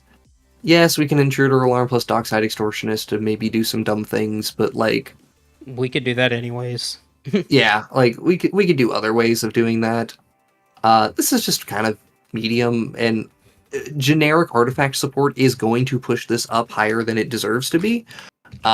It's gonna put it at a 5 or a 6, even though it deserves to be a 4. I honestly might even just put it at a 4. Generic artifact support is good, but I think it's a lot of mana to do this, and it's kind of meh. Yep. It's just meh. Mm-hmm. And that's what I think about that. Anyway, so we're done with that. We get to go into Golgari, which has 2 commanders. It has one really sweet commander, and then whatever this is. Yeah, the old art is wonderful, and I will just say that I absolutely adore Saheeli's character, and her and Watley are great. Love them. Do cast artifacts? Cast artifacts is a weird one. I'm not sure how well you'd be able to do that, actually. But yeah, just do Mishra, right? Yeah, just play Mishra. But I mean, well, we don't want to just drive our argument down to there's just better options. But there is just strictly better options. There are better options. That's what makes this awkward. Okay. Akawali, the Seething Tower. 1 in Golgari for a 3/3 legendary creature fungus with Descend 4. So as long as there are 4 permanents in your graveyard, or 4 or more, gets +2/+2 and has trample. And Descend 8. As long as there's 8 or more, it gets an additional +2/+2 and can't be blocked by more than 1 creature. Limited bomb. So, absolutely a limited bomb, and I think this is a much, like, the asks here are not very hard. Getting 8 permanents into your graveyard when you're playing Golgari. Wow. Wow, how dare you put my deck into my graveyard? Are you wanting me to have a good time? Like, yeah. Like, okay. Don't threaten me with a good time there, Jason. Yeah, like, so my immediate comparison to this is Abomination of Llanowar, which does a similar thing, but is elves and wants vigilance and menace, and it also counts the things that are in play. And we gave that thing a 3. And quite frankly, that just feels about where this belongs anyway. Yep. It's just a big dumb thing. It can be potentially a 3-mana 8/8, but so can Hogak. Hogak is a 0-mana 8/8. Like, and we put that thing as a 2, which is probably wrong. Hogak should be a 3. Yeah. I put it as a 2 mainly because of scarring for modern, but the scars have healed. Hogak's just kind of fine. We've reevaluated Hogak, and I think honestly the spread that I gave for Hogak is basically the same for this guy. Like, it's a 3, got great support, it has low flexibility, and it's a 3. 3. Like, I don't know what else to say. Yeah, it's like there's not a whole lot more we have to say on that. It's unfortunately kind of dull. All right, the Golgari commander that everybody loves. Yes, now we're here to talk about good fungus. Mushrooms. I put this in slightly wrong order. The Micro Tyrant. It is 1 in Golgari for an Elder Fungus with star power toughness. The Micro Tyrant has trample. Its power and toughness are equal to the number of fungi and or saprolings you have. And at the beginning of your end step, create X 1/1 black fungus creature tokens with this creature can't block, where X is the number of times you've descended this turn.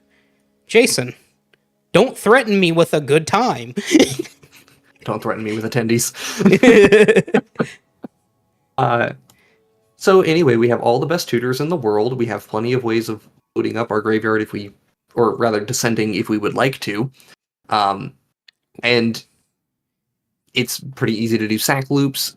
We have some decent flexibility on how we want to go about this. Also, we just get to play fungus cards, and fungus probably are not like full fungus is probably not the best way to play this. You probably only like this card is good with its effects. You don't need it to be like an 8/8 consistently.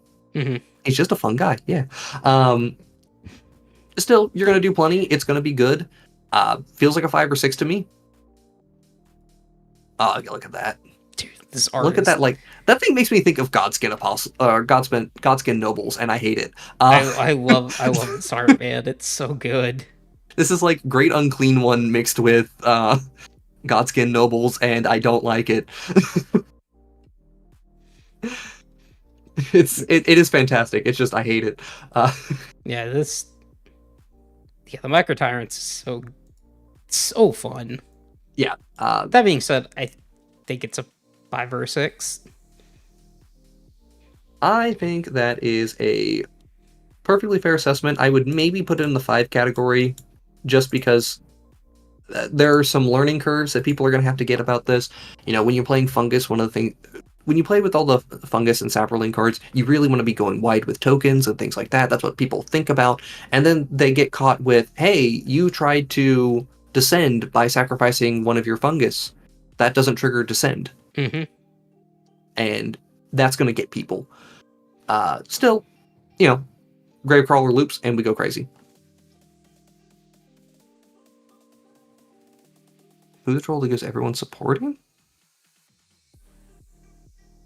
Are you talking like Grave Troll, or like, I don't know what troll you're referring to in this situation? I just like Golgari Grave Troll in this deck. I love Dredge in this deck.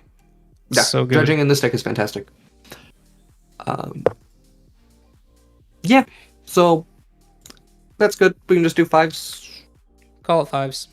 5s is good. 5s is good. Call it good. Give it a 9 on the support because the fungi are a little bit awkward still. They're just fun guys, Jason. They're just fun guys. Yeah. Yep. All right, we moved through that one pretty quickly, honestly. I was not expecting Golgari to be that fast. All right. Okay. Fun time. Fun time. Fun All time right. alert. So, I love Krenko King Street Kingpin. I love that card. And unfortunately, they literally just made a better version. Just strictly better version. well, it's not quite. Just because Krenko cares about anything where its power comes from, whereas this one cares specifically about the number of 1/1 counters. Okay, but I get white as well as red, which is always better than just mono red. Yes. Correct. Goblin synergies are strong. True. But you God, know what? I love this stupid thing. You know what's stronger than goblin synergies? Artifact creature synergies. Yeah, artifact creature synergies have really taken off. And it is genuinely impressive. I just want to see what we're working with here. Oh yeah. Oh yeah. Oh yeah. Oh, it's all coming together, Jason. It's all.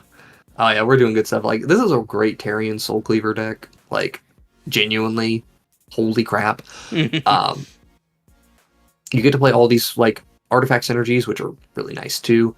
Sack outlets, because why not? We just get to goblin bombardment people. We get to play white Tindies. I mean, we're basically playing 3 mana. Like, we're basically playing a 3 mana version of Assemble the Legion, but it starts out good. Yep. And we get to have easy haste because we're in red. We get all the haste. And all the token attacking synergies, and holy crap, the support here is insane. Like, pardon me, 10 on support. Loyal Apprentice is literally the best card in your deck. That's a pretty good one, yeah. That's pretty good. I like that card. It just... Jeez, this thing goes wide so fast. And you don't even have to attack... You don't have to attack with her. An Impa Call does not have to attack. That's the insane thing. The big reason why this is better than Krenko. Because Krenko has to attack. Yeah, Krenko has to attack. Which means Krenko gets in the red zone and Krenko is in danger, and Krenko immediately is the threat that people are like, I must answer that card. Whereas an Impa Call, somebody else could sit there and go, well, I'll just answer your other things for a time being, and you just have to protect an Impa Call, and you're doing great. Man, this card's good. Whereas John Cena says, Bing chillin'. Yeah. This is somewhere in the 7-8 category for me. I'm going to put it at a 7. I don't think it's quite an 8. I think it's close. It's close. Yeah, it really... That it's being a little said... slower than Okina Kahal. That's mainly why. Yeah, it's slower than Okina Kahal. One less mana than Okina Kahal. Yeah, I think that's a fair enough assessment. You don't have to play as many bad cards as Okina Kahal, technically. But that's, like... Okay. This is good. Like, this is just good. This is good, clean fun. Now, you give me even better things with haste that are like 1 and 2 drops. I think we're talking this being like an 8 or a 9, but I don't think anyone's doing it, but it's also worth mentioning. You could just play this as a stacks deck, like, play the Winota style deck where instead of compounding your stacks pieces, you're just compounding your threat. It's not as good as Winota. Winota's a 10 for very good reason, but if you're playing discount Winota, I think you're in a pretty good spot. True. So 7s all around feels pretty solid to me. Of course, chat, we always welcome other opinions if people have stuff they would like to say about the commanders. Like, obviously you guys are saying things about like the Saproling stuff and some of the other synergies that are going on. But if you disagree with our ratings and say like, oh, this should be an 8 or this should be a 6, let us know. We're we would love to see what you have to say on that. We're just two dudes on the internet. Like, Yes. we need opinions. Yes, we want as many opinions as we can get to try to a more cohesive list, especially because one of the benefits is, like, so there's 2,000 commanders in the game now. There's not a snowball's chance in hell we've played or seen all of them. Some of you might have seen these cards and have some more strong opinions on them.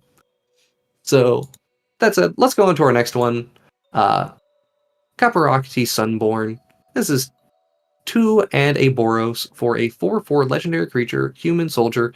Whenever Caparocty Sunborn attacks, you may tap 2 untapped artifacts and or creatures you control. If you do, discover 3. That's pretty good. It's good. Discover 3, as it turns out. Mm-hmm. It's just a really good mechanic. Yeah. A lot of people are playing this currently as, like, Cast from Exile stuff in Boros, which is fine. They're doing some, like, artifact synergies, low to the ground stuff. I don't see a lot of the meme that I was hoping to see, which is cascading, or not cascade spells, like Restore Balance and the other 0 mana spells that you can cast off of this. No, Jason, stop. Don't give them ideas. I would hope to see more of the meme, but it seems like currently people are not too interested in it. Also, this deck only has this commander only has 30 decks on EDH currently, so this is one of our lowest represented decks currently. Mm-hmm. That's a 4 mana, 4/4, decent stat line. You will be able to get in an attack once. I think that's pretty fair to say. Following attacks may be a little difficult, but honestly not that bad. And you're just accruing value overall, turning like not so relevant artifacts into semi-relevant things. Seems fine. Like, it's not great. It's somewhere 4, maybe 5 for me. I think it's 4 in the end. I think it's 4. It's good value. Like, genuinely, it is good value. All right. All right, Jason, are we ready to have the talk? The fish talk? Oh, we're here to talk about the fish. We're here to talk about the fish. Okay. Hello. Hello, beautiful Hawkball of the Surging Soul.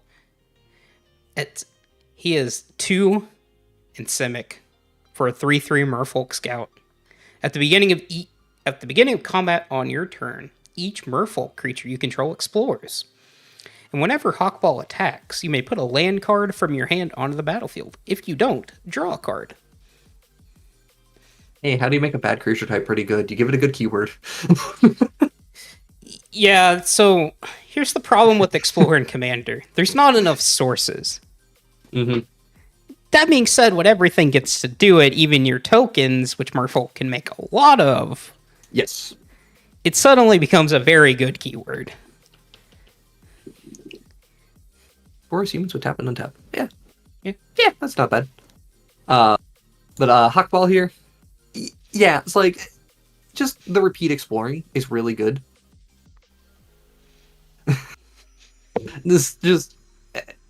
Hawkball's good. Just flat out, the commander is good. It makes a lot of bad cards good. The thing is, you still have to play a fair number of bad cards. Like, Merfolk, unfortunately, just aren't good. They still aren't good. And it's just the cards in the deck have this problem. And I honestly don't know how you solve the problem with Merfolk. You need 99 more Merfolk printed with modern text on them. Yeah. Or I should say 90 more Merfolk printed with modern text on them. Yeah. Because we got a couple of good ones. They have a lot of 2-mana lords, but they need 2-mana lords with more staying power or things like that. I don't know. It's awkward.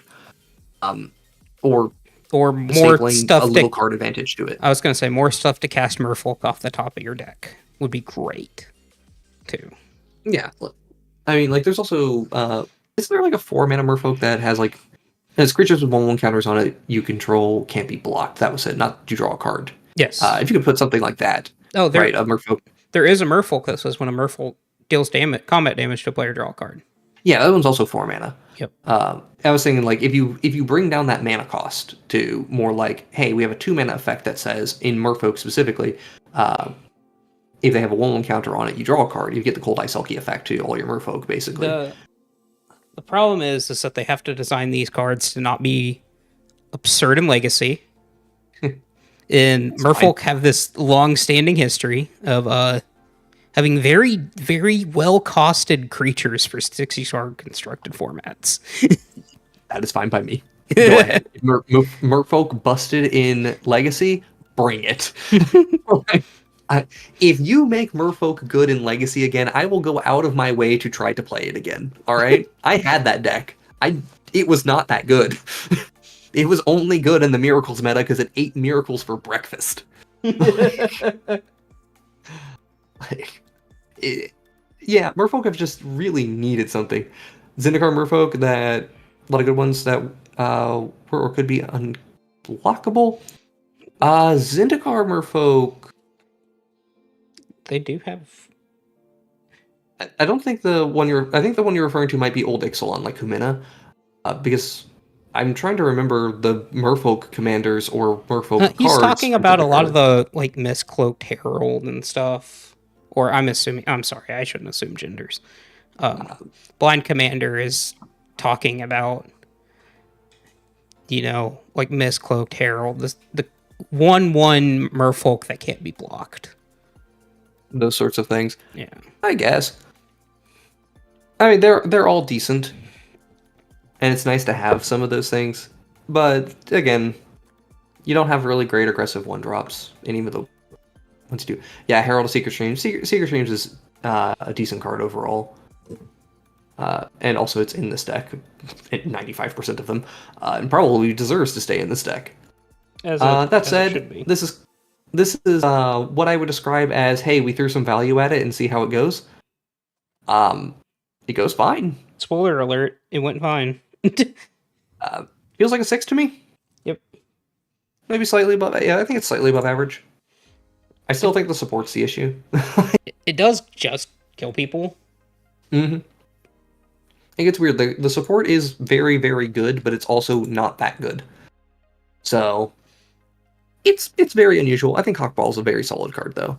Mm-hmm. I still think you can have a debate on whether or not Kumena or Hawkball is the best Merfolk commander.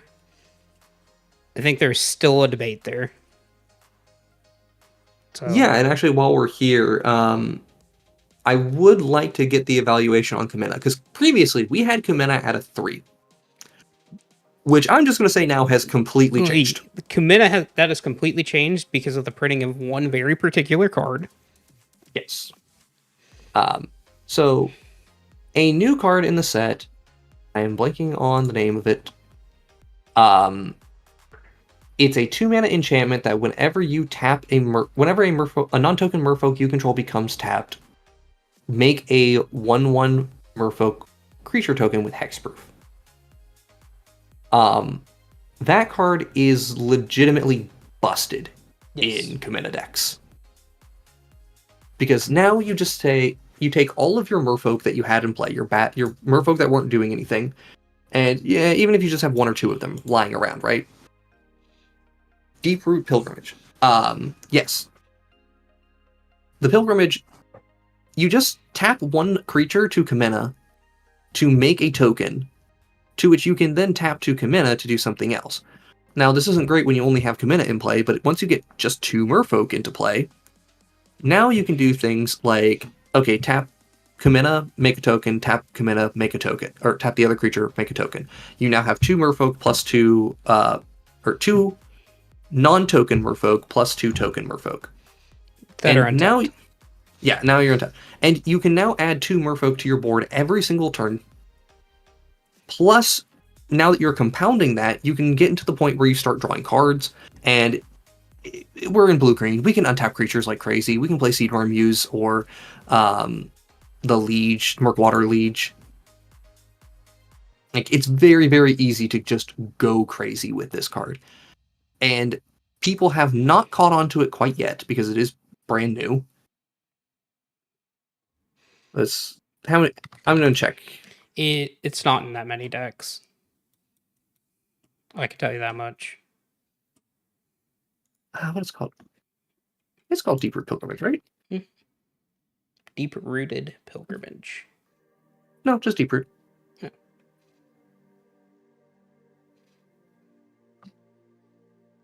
Deeproot Pilgrimage. Thank you. right, so out of the 5,500 Kumena decks there are, Fish. 400 of them now Mhm. have Deep Root Pilgrimage in it. Mhm. So we are still below 10% of decks playing Mhm. Deep Root Pilgrimage. I fully expect this to change. I expect this card to end up being in 70-80% of decks. Would hope so. That card's nuts, and all the new Merfolk have rapidly improved Kumena. I think Kumena is now up into a 6, if not even better. I think it's a 7. We think we bumped up Kumena to a 7. Yeah. The one card just improved it so much. Yeah, plus, I mean, we also just added a bunch of good new Merfolk. Like, they may not be the most amazing things, but they're good value engines, and that's what this deck is looking for. It's not looking to win quickly. I will write this down very quickly. Why don't you jump on to the next commander, reading that one out? Nikanzel, current conductor. Simic for a 2/3 Merfolk Scout. Whenever a creature you control explores a land card, you may put a land card from your hand onto the battlefield tapped. Whenever a creature you control explores a non-land card, put a 1/1 counter on Nikanzel, current conductor. Remember what I said earlier, Jason, about explore not being a good keyword in Commander? It's the lack of resources that you get there. But that said, 2 mana doing this, it's not bad. It's not bad. I'm a big fan of Explorer. I just think it rounds out your draws extremely well and gives you a lot of versatility. We're still just a little lacking in Explorer because I'm just going to... Let me see.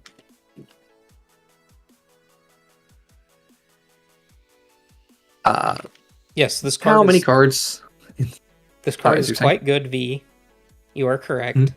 It's just, unfortunately, Explore is not good. That being said, this card of the 99 of Hawkball is kind of nuts. So, if we played every single card with the word Explore or make a map token on it, we would have 32 cards we can put into this deck. That's counting this as the commander itself. And that's also counting Wild Growth Walker, which is something that benefits from exploring, does not actually explore itself. We are close to the amount of support I would like to see out of a card like this. Not quite there. We're almost there. Well, we're close. And it's not bad. Like, the Explore cards individually are not bad. They're just not great. Like, we don't want to be playing Merfolk Branchwalker too much. Nope. Just 2 mana, 2/1 Merfolk Explore. We now have that for 1 mana. We don't want to be playing, Jaylight Ranger that much. Mm-hmm. And our graveyard synergies in this color combination are not the best. Our 1/1 counter synergies are quite good, though. Mm-hmm. So, this is definitely not better than Hawkball. Yeah. Hawkball is much better than Nikanzel. I think it has to I think it's be fine. a below average deck I think it's fair. just because of how bad Explorer is. Yeah, I think that is very reasonable. I think putting this as 4s is fine, though. Mhm. Like, I think Explorer's solid. I think maps are not that bad when you have extra mana coming down every turn, or every other turn. It's just the consistency at being able to explore is the problem. Yeah. Nikanzel is a card that is great in Hawkball decks. Like, really, really benefits from Hawkball. I say 4. I think it ekes into 4. All right, Jason, we get my favorite card of the set. Go, please. Look at it. Look at it. It's beautiful. It's too beautiful. You want to try to pronounce the name? Nope, I'll let you do it. I can't say it correctly. But Zolotakyak, the Smiling Flood. It's 4 and a Simic for a 6/6 legendary creature, Salamander Serpent. Whenever this thing enters the battlefield or attacks, put a flood counter on target land. That land is an island in addition to its other types for as long as it has a flood counter on it. At the beginning of your instep, untap each permanent you control with a counter on it. Okay. I love it. Look at its artwork and all of Oh its yeah, I love the glory. art. I think it's beautiful. Love that this card exists. It's or just at least okay. that. Yeah, It's a 6-mana 6/6 value engine. What do you want me to say? It's a 6-mana 6/6 value engine that unfortunately does very meh value. Yeah. Like, so the whole like making an island in addition to its other types. If it just made it an island and it was land hate, I would be like, oh, delicious. But it's it's not disrupting my opponent's mana. I can't blow up an Urza Saga with this thing. Its instep is untapping things with a counter. Each permanent you control with a counter on it. You don't put counters on your lands very often. So no, I think it's a 3. I'm just gonna say that now. I don't think it's a 4. I think you're just Simic value in the worst type of value. Bring back Landwalk for Stormtide. Like, sure. Like, like we can put more counters. Like, this is the funny thing is, like I'm seeing proliferate effects in here, and I'm just like, why? What are we proliferating? If we're proliferating other things that this commander does not support very well. We're proliferating 1/1 counters, which okay, sure. Yeah. Yeah, I'm seeing cards like Simic Ascendancy is in this deck, and I'm like, that's neat. Simic Ascendancy unfortunately does not work with this card because it only cares about 1/1 counters. At all work with this card. So like, and that's what I'm getting at here. Is like we can do some 1/1 counter support, and that's fine. But this commander is not a great 1/1 counters deck because like, how much are we actually wanting to untap our things that randomly have 1/1 counters on them? Basically, and also it's also only your instep. It's not each instep. Which is honestly, why is it not each instep? You know, scholars ask these questions and more many times and still have yet to find the answer.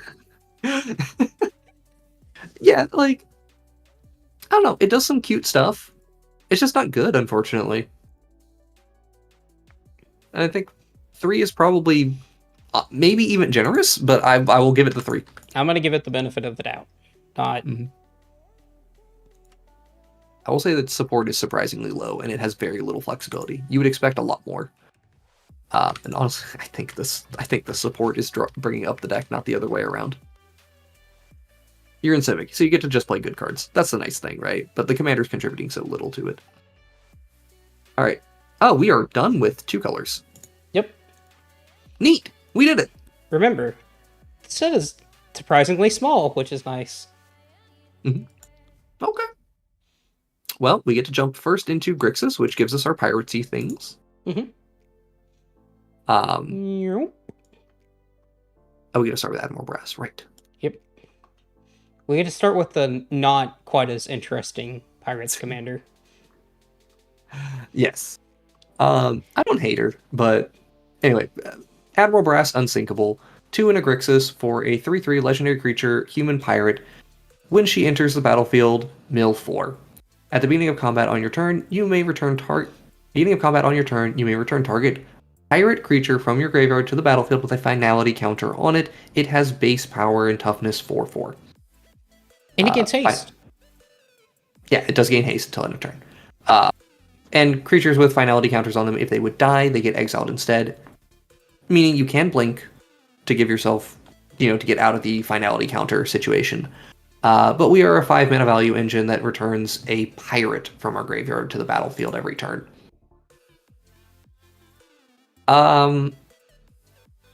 So again, Pirates have gotten better. They're still not great. Better.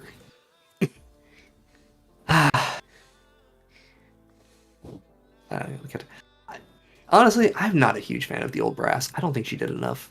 I don't. We had her as a 3, which honestly, she probably needs to now be a 4 because of the She, new pirate synergies.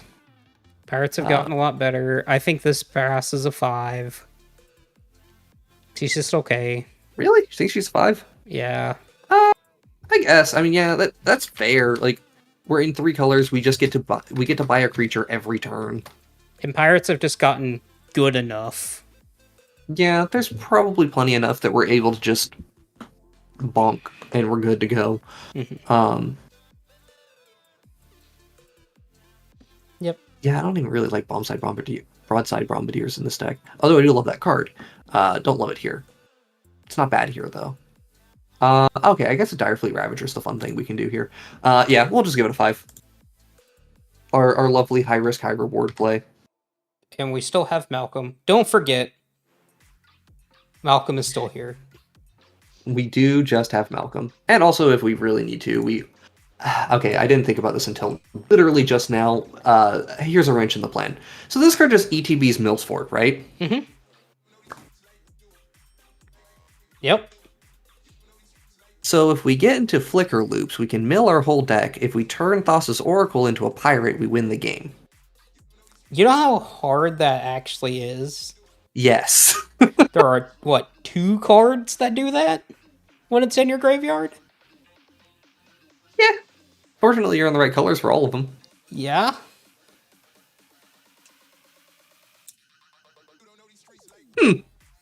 Yeah. Just a thought. That's neat. It's still a 5. There may be some interesting things to do with transforming things. Anyways, here's the much more interesting Grixis Pirate. Sure, we'll talk about it. Don Andres the Renegade. 1 in Grixis for a Vampire Pirate. Don Andres is a 4/3. Each creature you control but don't own gets +2/+2, has Menache and Death Touch, and is a pirate in addition to its other types. Mm-hmm. Whenever you cast a non-creature spell you don't own, create 2 tapped treasure tokens. Grixis, steal your stuff. Woo! This is so much better than Tasha. Holy crap. Yeah, it's a lot better than Tasha.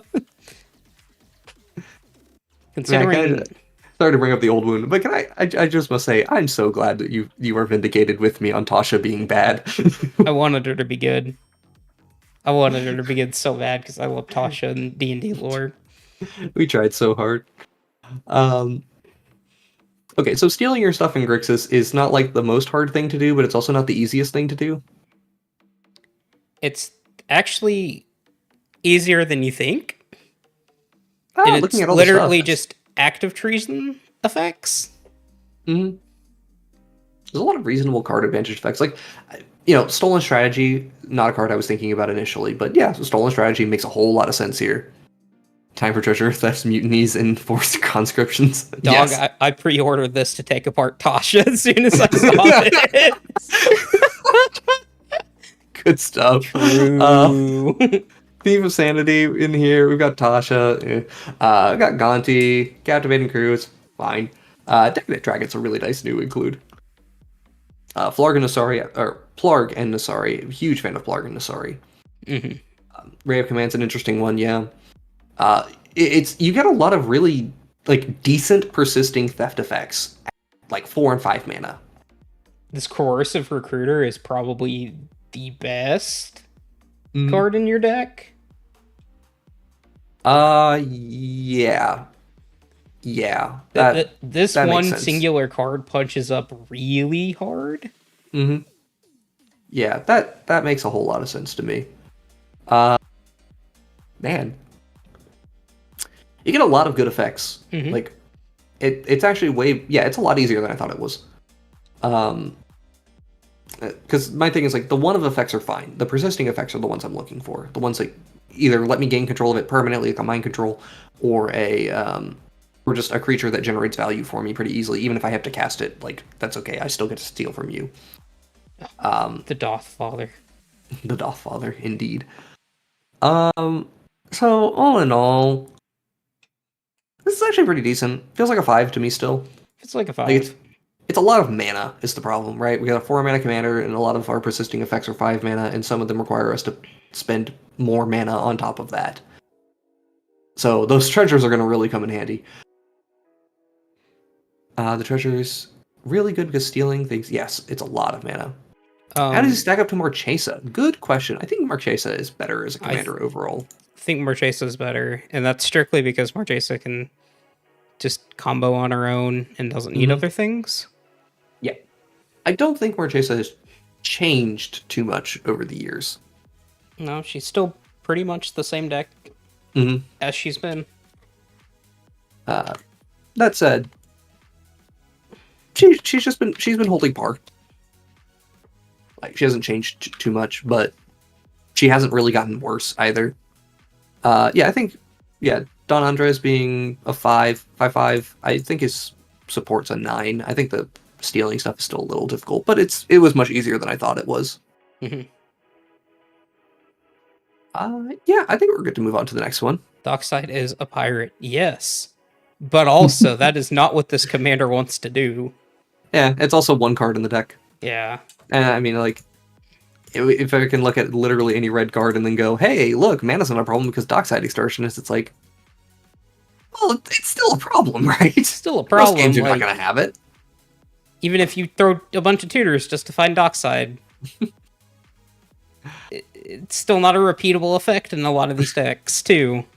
Yeah. So... Alright. I think we're going to move to the next one. Indoraptor. The perfect hybrid. I love it. Won a hybrid Golgari and a red for a 3/1 legendary creature, dinosaur mutant with Bloodthirst X. And that means this creature enters the battlefield with X/1/1 counters on it, where X is the damage your opponent's you dealt to your opponent's this turn. It has Menace and Enrage.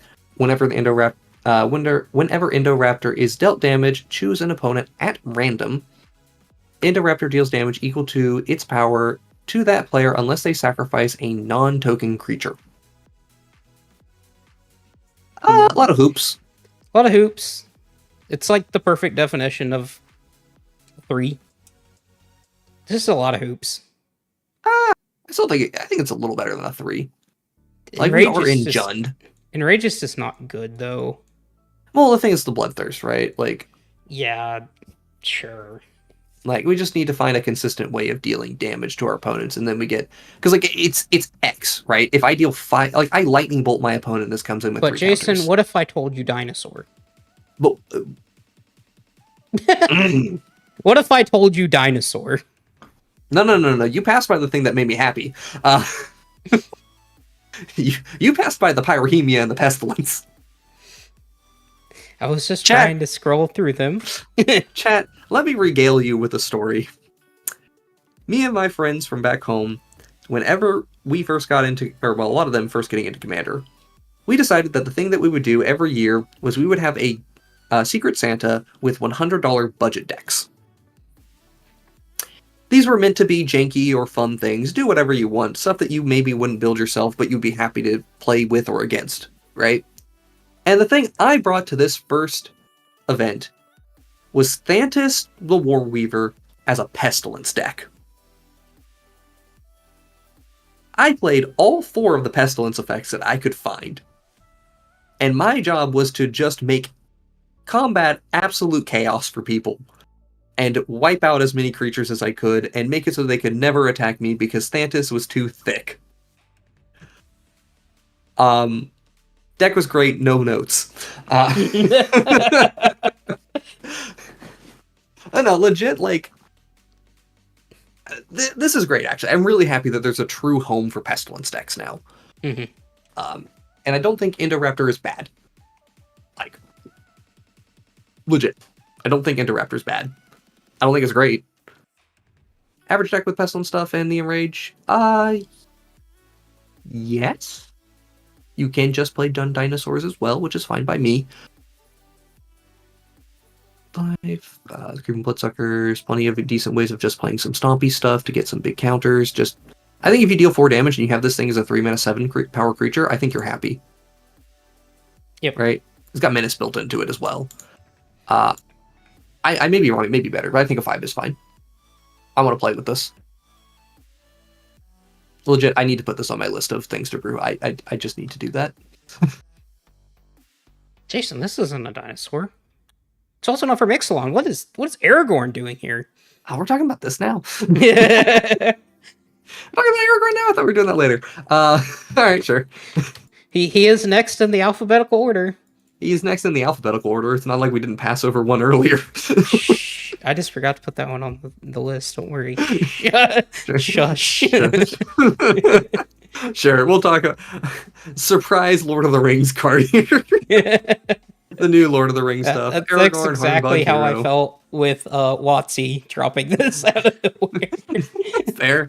All right. So Aragorn Hornbug Hero, 1 and a Naya for a 4/4 legendary creature, human soldier. Attacking creatures you control have first strike and renown 1. Renown 1 is whenever you deal a creature with renown 1 deals combat damage to a player. If it hasn't become renowned yet, it gets a 1/1 counter on it, and it is now considered renowned. Whenever a renowned creature you control deals combat damage to a player, double the number of 1/1 counters on it. Neat. Cool. It snowballs decently fine, honestly. Like, this comes down on turn 4. Let's say you can attack with 2 creatures. Before that, they become renowned. Following turn, double their counters. Notably, it's not okay, make a howl. Notably, it is hard to block these creatures. Yes, V. These things are out, and yes, having first strike. Aggressive first strike is hard to deal with. And it's just going to get harder and harder to deal with because they still have the first strike, even though you start doubling their counters. Yep. I don't like that you have to connect first, but if you can find a way to get double strike, that still works well. That's neat. Seems like 5. Or higher. Probably a 5, maybe a 6. How do we feel about Shalai and Halar again? Oh, Shalai and Halar can go down. Yeah. We had them at a 9. We can put them down to an 8. Yeah. There we go. That deck has gotten worse. Yeah, Aragorn has to play on the aggressive side. Yeah, I think it's fine as a 5. It's got all the support at once. You don't have to play all the renowned creatures. You can play literally whatever you want in terms of aggro. All right, chat. Back to our regularly scheduled Ixalan programming. Throw an Orin Frostfang and you're good? Yeah. That's one of the big things. Or Aragorn should just play with all the good green stompy cards, so it's like, it's fine. Green stompy cards, right. Watley. It's green and it's stompy. Wow. Yep. Watley, Poet of Unity. God, this is so much. I'm taking a drink of water first. Hold on. Hydrate, chat. All right. Got a morse in the throat for this one. I got a book to read. All right. Watley, Poet of Unity. It is 2 and a green for a 2/3 legendary creature, human warrior bard. Hey, Winota card. No. Or not Winota, the Gila card. Whenever Watley enters the battlefield, you may search your library for a basic land card, reveal it, put it in your hand. Cool. For 3 in Hybrid Boros, exile Watley, return her to the battlefield, transformed under her owner's control, activate only as a sorcery. On the backside is Roar of the Fifth People, which is a saga with 4 chapters. The first chapter is create 2 3/3 green dinosaurs. Second chapter is Roar of the Fifth People gains creatures you control have tap to add 1 of Naya mana to your mana pool. The third mode is search your library for a dinosaur card, reveal it, put it into your hand, then shuffle. And the fourth mode is dinosaur creatures you control gain double strike and trample until end of turn. Okay, so big effect. Pretty splashy, kind of medium, as we just pointed out in the chat. So hyped about this card, and then someone told me that it doesn't flip back, which is true. You will sacrifice your commander once that 4th chapter goes off, and then you can try to start that cycle again. You probably have enough mana to do stuff anyway. And Roar of the Fifth People, like, you can still tap your creatures in response to the 4th chapter going off to generate the mana. Then that mana can be used to cast Watley and then transform her and keep the cycle going. So you functionally will you'll always have uptime on it, but it's not. It's eh. It's eh. I don't hate it. I don't love it. It seems okay, honestly. Like, it seems like a 4. Get to the mana. It's pretty slow. Yeah, I think it's just so slow. It's so slow. Yeah, It's a it's 4. not bad. It's not bad. Also, hey, Dinosaur Commanders have just come out. Gishath, Sun's Avatar, had it at a 4, is now a 5. Yep. Yep. Anyway. Huatli has the same problems as Gishath does, though. Anyway, here's a 7. Yeah, maybe more. Yeah, it might actually be more. Pantlaza, Sun Favored. 2 and Naya for a legendary creature dinosaur. 4/4. Whenever Pantlaza or another dinosaur enters the battlefield under your control, you may discover X, where X is that creature's toughness. Do this only once each turn. Now, Jason, why is this really freaking strong? Hey, did you guys ever know that Cascade is a broken mechanic and we need kind of better Cascade that now can put the card into your hand if you don't want to do it right away, but also now we can trigger it every single turn if we just flicker? But the only restriction is that we have to play dinosaurs with big butts, but that's kind of okay because dinosaurs are just kind of massive anyway, and they find more big dinosaurs that do big dumb things. And hey, did you know that Pantlaza just kills people? Like, dear God, man. Yeah, I'm up here. One of these two. I would say 8. I don't think it's on the level of Bartolome. It's 1 or 2 more dinosaurs. I think it's on the level of Bartolome. It is held back by dinosaurs. That is the issue. It's held back by dinosaurs, and it is also held back by the fact that you have to play some dinosaurs are the good dinosaurs are big mana, and on top of being they're a lot of mana, you have to play low mana spells to get to that big mana. So you're playing cards like Farseek, which you don't particularly want to hit off of your cascading effects. That said, why don't you want to hit more ramp out for your cascading effects? That sounds great.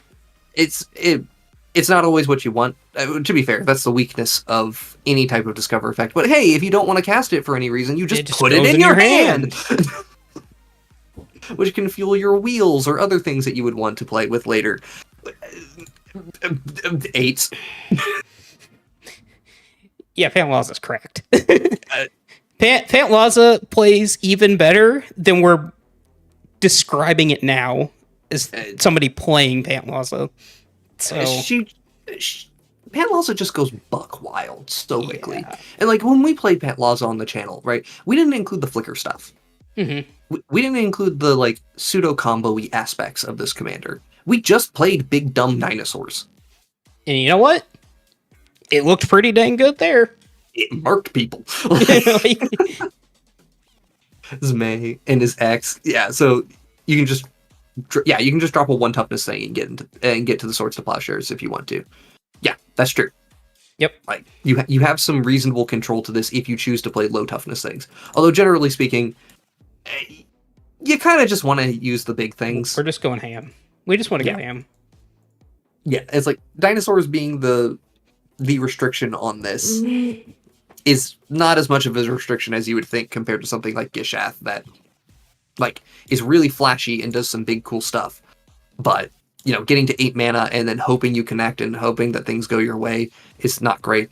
Pantlaza always gives you value just from entering the battlefield. Dinosaurs. Yeah. Hey, Tolly. Hey, Galta and Maverin. Yeah. It's just... Hey, trumpeting Carnosaur. How's it going? Love you. Trumpeting Carnosaur is great. The Raptors. Yeah, there's just so many big dumb dinosaurs you can hit. So many. And they're aggressively costed, too. So many good dinosaurs you can throw into this deck. Yeah. And you just... Yeah, Ephemerate. OG Galta is just a 2-mana Discover 12. Yeah. Sure, you can play Satalpa in this deck unironically. I won't hate you for it. 1-800 are you flapping, Jason? We are flapping. All right, let's go on to the next one. All right, Naya Fight Club. Naya Fight Club. It's Weta. Weta, Trainer Prodigy, is Naya. 3 mana in Naya. For a 1/5 legendary creature, human warrior. Will not say that this is an Agila card. Has haste. A 2 and a green, tap. Target creature you control fights another target creature. This ability costs 2 less to activate if it targets 2 creatures you control. And if a creature you control being dealt damage causes a triggered ability of a permanent you control to trigger, that triggers an additional time. Welcome to Panharmonicon for fighting.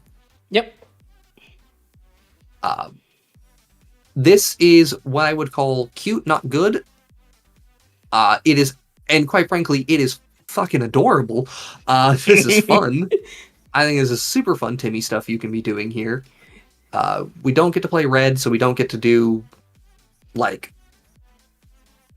don't get black, so we don't get to what's the name? The Obliterator. We don't get to Phyrexian Obliterator people, which will be fun.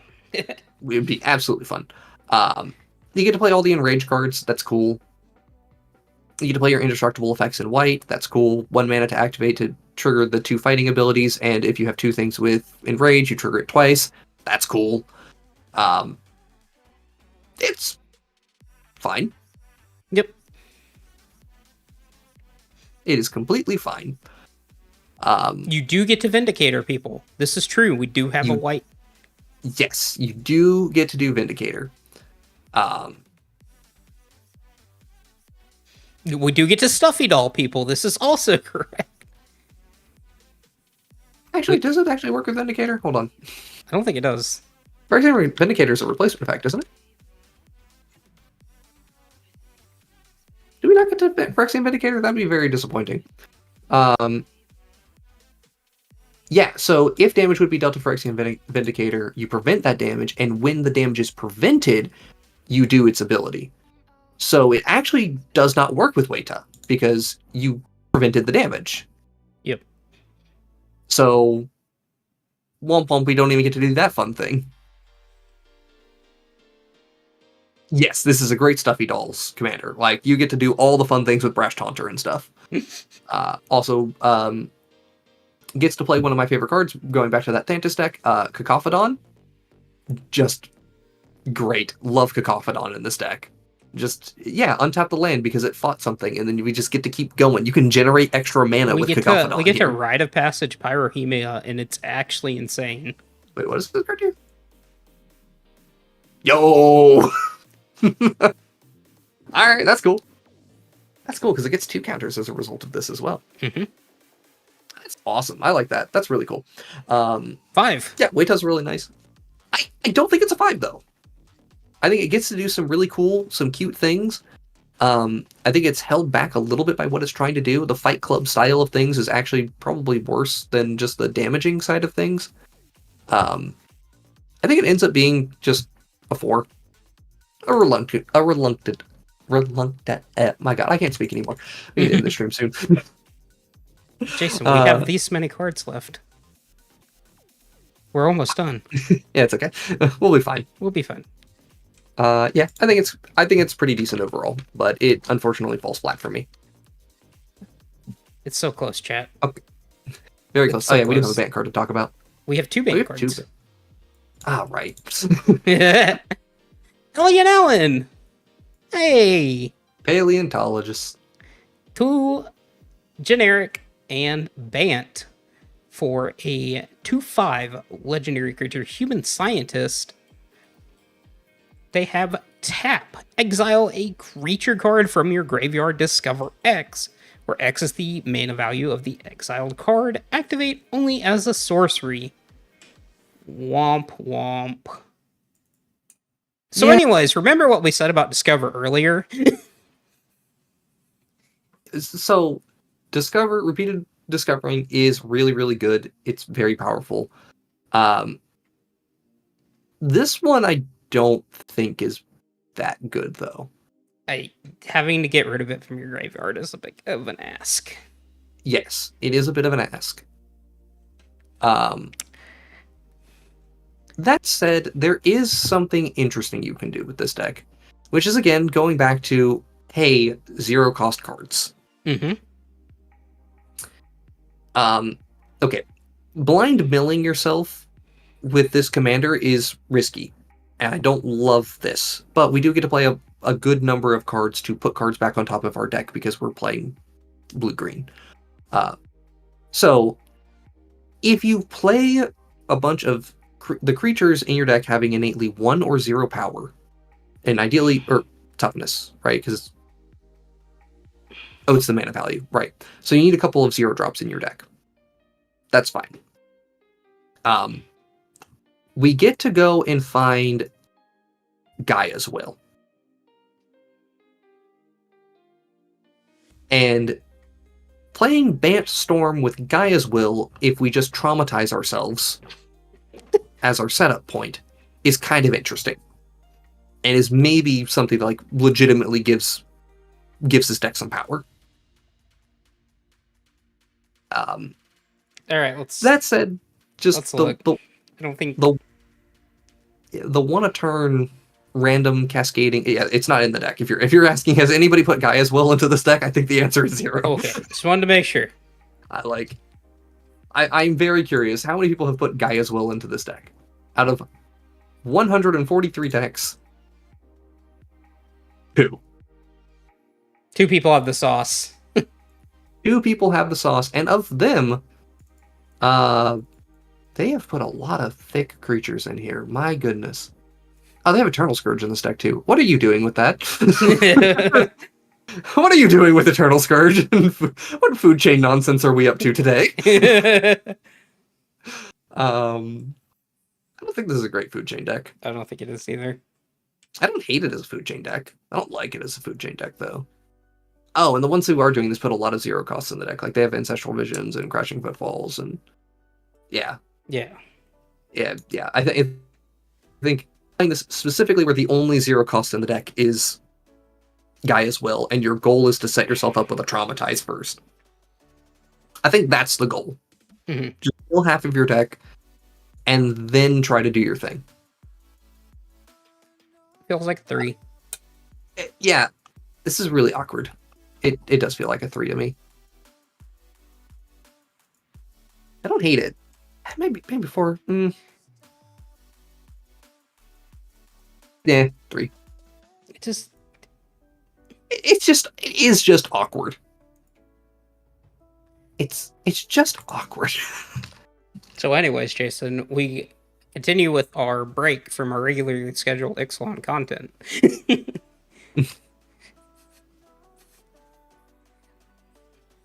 Oh, this thing. Galadriel, the Light of Valinor.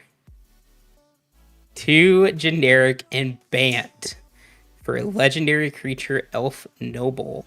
She is a 3/3. She has Alliance. Whenever another creature enters the battlefield under your control, choose one that hasn't been chosen this turn. Add triple green, put a 1/1 counter on each creature you control, and then scry 2, draw a card. I've been a Gallagrators, and that's funny. Okay. So, I don't love this card. It's easy to go infinite with this card. Somewhat. You have to flicker it. Okay, we're probably flickering it anyways because it triggers Alliance on everybody else's turn. Yeah. I mean, like, the thing is, like, the route that wants to go with the heavy flicker is not the elf route, which is what a lot of people want to do with this. And I think this is a perfectly reasonable Bant Elf Ball deck. Like, straight up, you just want to play Bant Elf Ball? Sure. Mana every other turn, or 1/1 counters every turn, or drawing some cards to find more gas. Like, this does a lot of things you're interested in. I'm not entirely sure what the white's, like, really adding here. I don't know. Until we get to the tokens and flicker version of the deck. Yeah. Which is then not it what gets... people are doing. It's not what people are doing, but that's where the actual power in this card is. Yeah, like, it's another creature for Alliance, and it can't be itself. Mm-hmm. So I'm trying to think if there's easy ways to do things with, like, Cloudstone Curio, or if we have an easy way of working... Well, I mean, if we set up any infinite loop involving Deadeye Navigator, I mean, that's just easy money. Like... No, we actually don't want it to be Deadeye Navigator because we don't make blue mana. We want it to be Emil the Blessed. Sure. I mean, Emil the Blessed makes things also good. Although I'm thinking specifically about Deadeye because you could just flicker something else, trigger 3 times, and then if your other thing is making you infinite mana, like Palancron or whatever, then you can reset your Galadriel and keep going, which is a 3-card combo with. It takes a lot of mana, but you do have Alliance paying for part of it. Heck, I play that 3-card combo in Lannis, and it works out just fine. So, yeah, this deck is definitely good. I just don't know how good. I'm not high on it. Is my thing. I think it's a lot better than you're giving it credit for. I mean, I think it's baseline minimum of 5. Like I think absolute it's minimum. I think it's probably a 6. Yeah, I was gonna say probably a 6. Like it's 3 relatively good colors for what you want to do. I don't know, a lot of people are just playing it at elves. I don't know if the flicker version is particularly better. It just makes me sad that it's just nothing but elves.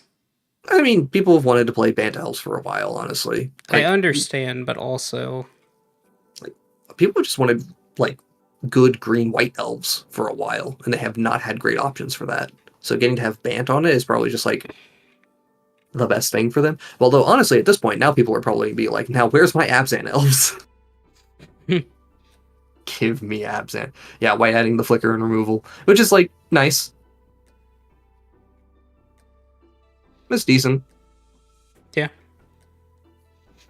Tokens or something. Yeah, it's pretty. Yeah, like you can just play this as tokens. You play as elves, you can play it as tokens. All of it works pretty well. I genuinely don't know what the best build is. I really need to see this one in action to really say. Well, don't worry, Jason. When eventually, when the cards arrive, I will have this deck in paper, ready to go. All right. I'm looking forward to it. I need to see because I think the abilities are all good. I don't know. It's a 5 mana starting point for those abilities is kind of rough. So I say 6, you say 7, or you say 6? I say 7. Okay, but I say 6 based on what people are playing. So reasonable. Is there a split here that we need to think about, or do we just not know well enough to say? I think that there's a split because I genuinely think tokens are easier to produce than elves. Sure. Does that range us up to baseline 7 then? Yeah, 7 optimized, 6 normal, because we have to take into account what everybody's playing. That is fine by me. Give it a 5 on a flexibility. I think that's all very reasonable. It's one of those ones where I need to see more of it. Okay. We don't have anything in Abzan because they don't make enough Abzan commanders, quite frankly. Nope. Like, seriously, just gonna say, there's 18 Abzan commanders in total. There's 37 Naya commanders. Remember and when I used to think Naya didn't have enough commanders. Yeah, that's changed a lot. Hey Jason, I heard you wanted more Lord of the Rings in your Lord of the Rings set. Oh boy, do I. I actually like this Gandalf. I think it's actually quite good. So, Gandalf of the Secret Fire. 1 in a Jeskai for a 3/4 legendary creature, avatar, wizard. Whenever you cast an instant or sorcery from your hand during an opponent's turn, exile that card with 3 time counters on it instead of putting it into your graveyard as a result. Then the exiled card gains suspend if it doesn't have suspend. We're just rebuying all of our instants and sorceries. Just cast spells on your opponent's turn, 5-head. We're just playing Jeskai instants. It's Jeskai control, Jeskai instants. It's actually not like phenomenal, quite frankly, because it's missing out on some added value, so to speak. They have to put sorceries on there because Born Upon a Wind is a magic card. It does let you get really cute with it. Yep. I like playing control strategies. I like these sorts of things, but I also understand that I don't think that like control strategies are not the strongest thing you can be doing, and there's probably better things we could be doing here. I think this ends up being like 4, maybe 5. I think it's a 5. think it hits the average deck. I think it's an average deck. That's fine. Like, you just get to play a lot of good spells. Yeah, that's true. It's just the suspend stuff's slow. It's gotten a lot of new support, which is nice. The only problem is that counter spells kind of suck, are kind of cheeks in this deck. So yeah, that's always the big issue with these things. Is like we love to cast spells during our opponent's turn, but now they need to be modal, which is a little awkward. Like, I think it's very interesting comparing this to Pakpatik. Mm-hmm. Weirdly enough, I feel like they are on par with each other despite adding more colors. And restriction to only being instants for Pakpatik, because Pakpatik just gives them a spell right away. No, you cut out there. Would you like to repeat your statement? Oh, I did? Yeah. No! And it was entirely on your end, it wasn't on my end, so... No! Alright, well, anyway, comparison to Pakpatik, I actually think these two commanders end up being on par with each other, because Pakpatik, despite only being blue and working with only instants, Rebound is a stronger effect than Suspend. Getting to cast your spells right away matters a lot. So despite the fact that we get a lot more flexibility out of Gandalf, and we add more colors, which gives us more support for doing things particularly in red, I do feel like Pakpatik just does it a little better. Also, being a 4-power flyer matters more. Yep. So, it's good neat. stuff. And if my cutout was, stream, if you heard it twice, you heard it twice. Yeah. Well, I'm telling you what I heard, and you cut out. Yeah. So that's what chat would hear. So. Yeah. So, anyway. Tenzin! Gnome champion! Jeskai for a 2/2 gnome artifact creature. Whenever Tenzin or another double-faced artifact enters the battlefield under your control, mill 3 cards. You may put an artifact card from among them into your hand, and it has craft with 6 artifacts for 4 mana. It crafts into the Golden Gear Colossus, a 6/6 gnome, Vigilance Trample.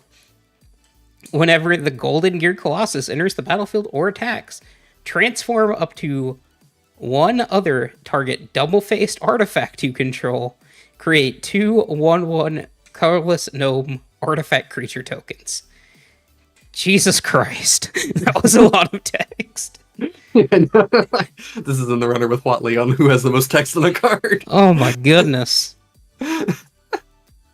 So much silliness into one card. True. How many double-faced artifacts are there? Yeah, let me go pull up the Scryfall search again, because I think it was, last time I searched, it was like 18 or 22, something like that. That's not enough. Yeah.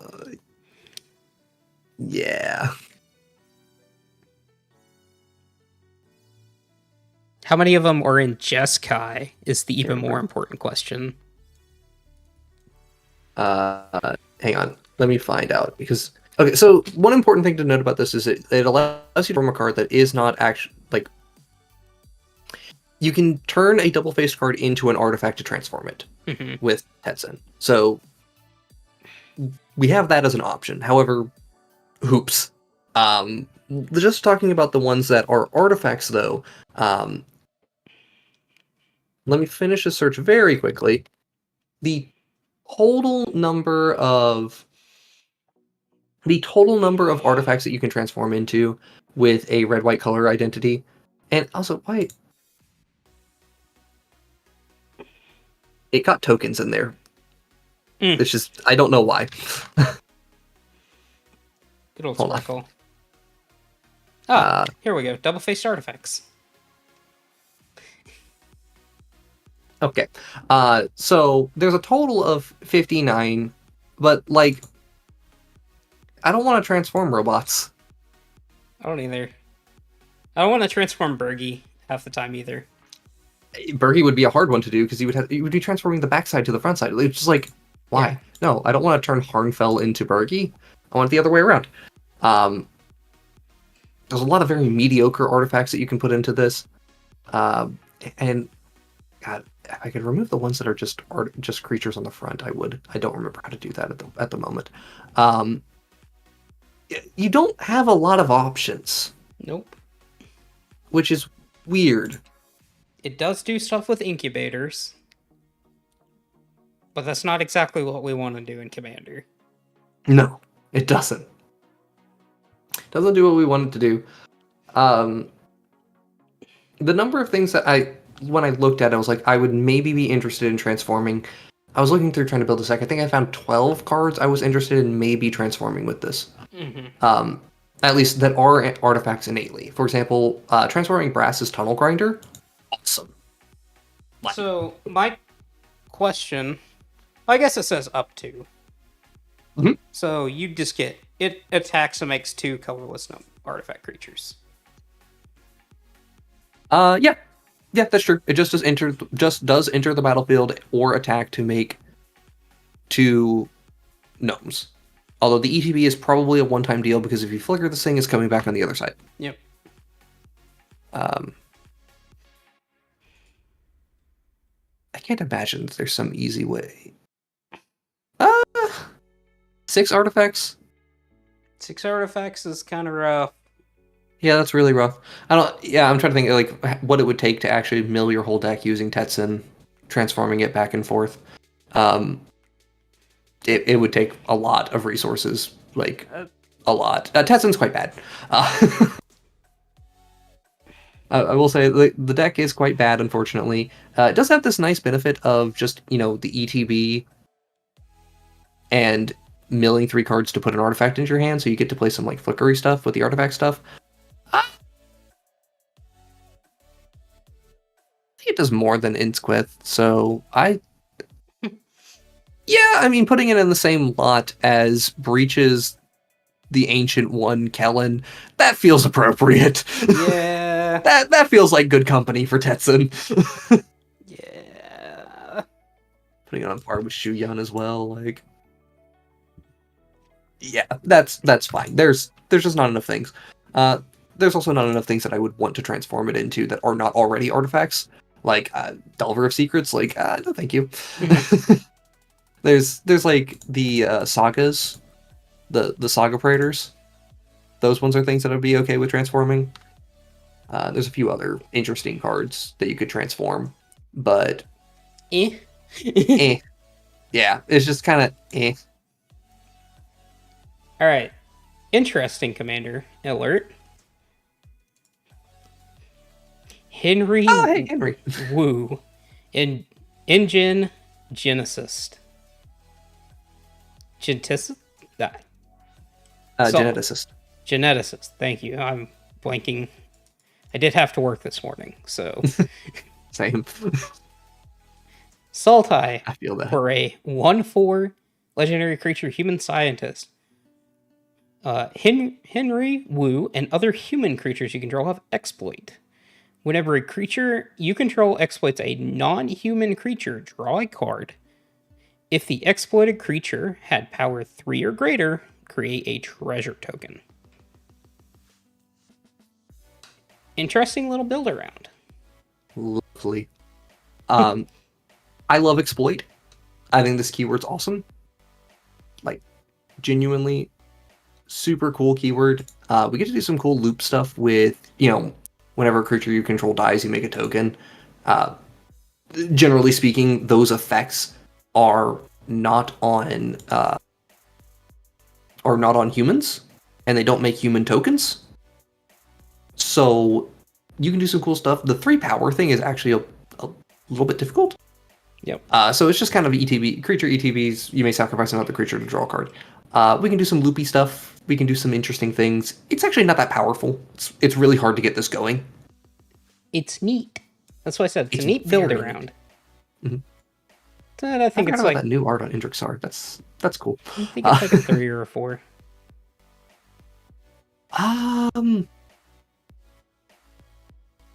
It's below average. But I think it ends up being a 3. Yeah.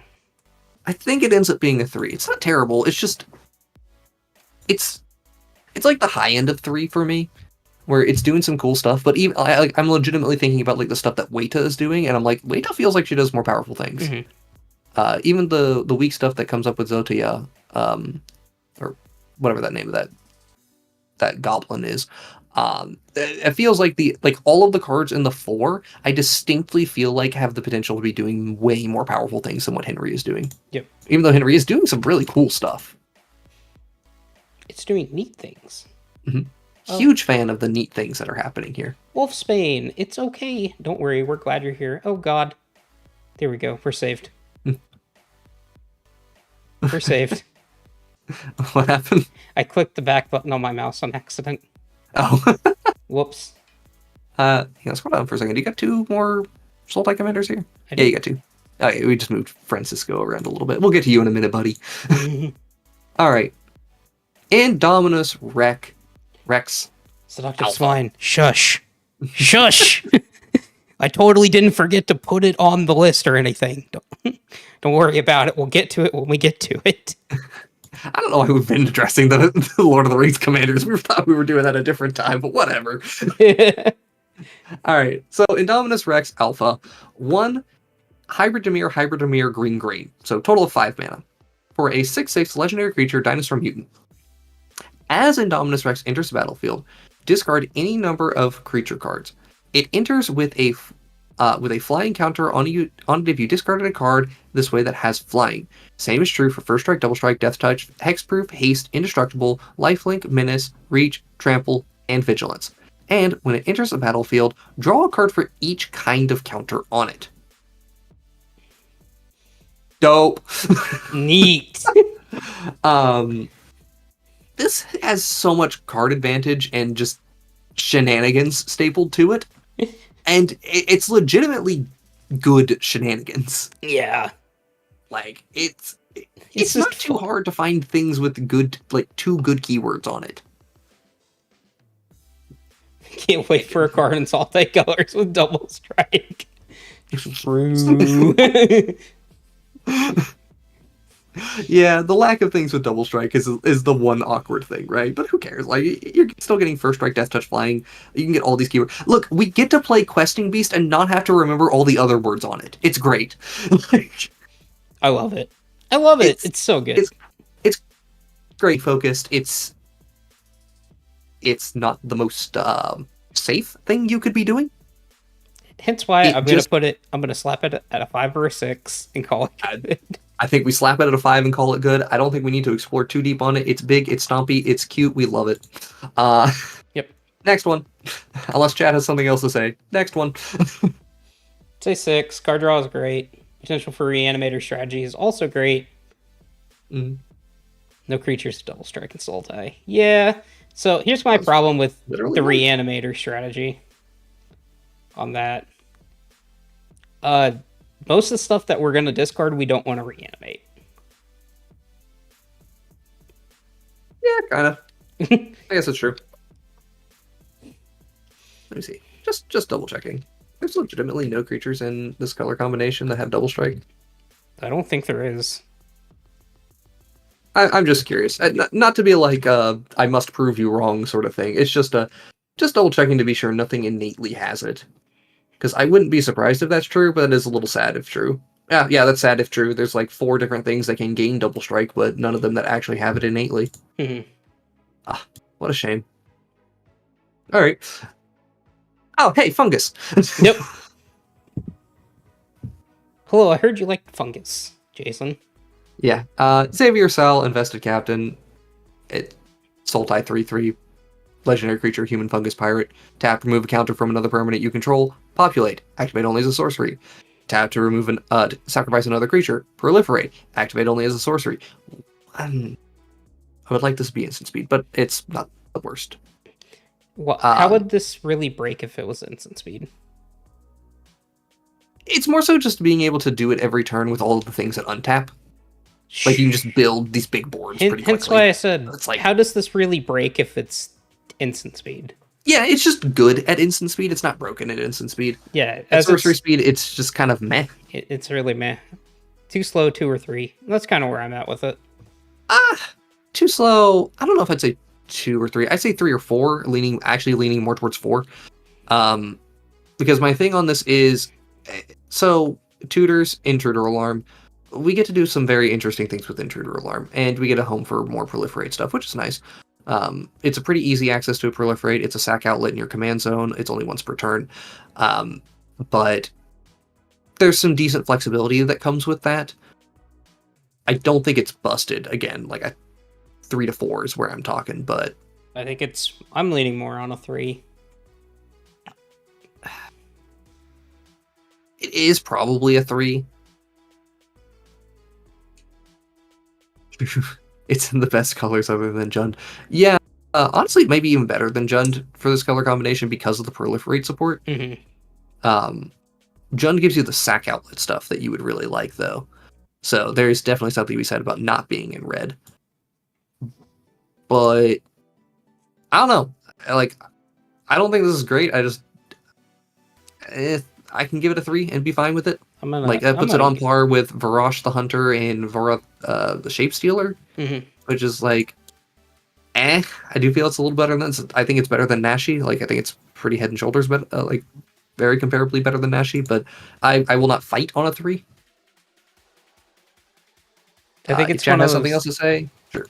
I think it's one of those awkward situations where it's really a 3.5, but since we can't give halves. Yeah. Also, what in the world am I doing? Why can I not type dates correctly? So I'll put a note that it's maybe a 4 because I do think it is potentially better, not worse. But I don't know how much better it is. Do we have a teamer thing to talk about? No, we don't. No, we have Bird.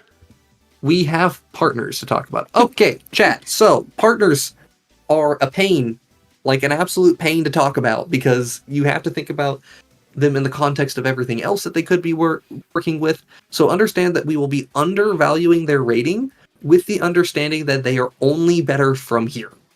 Yep. Okay? Like, so the way it only gets better.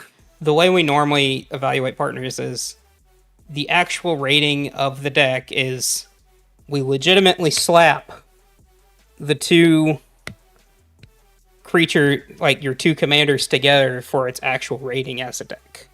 It's kind of how you need to think about it. Yep. And that's why Tim is like at an 8 base, because you can pair literally anything with her and you have a great deck. Yep. Thrasios is a 7. Tevish, that's a 7. Like, work with them, you just get... The deck only gets better from there. Doesn't matter what you pair with it.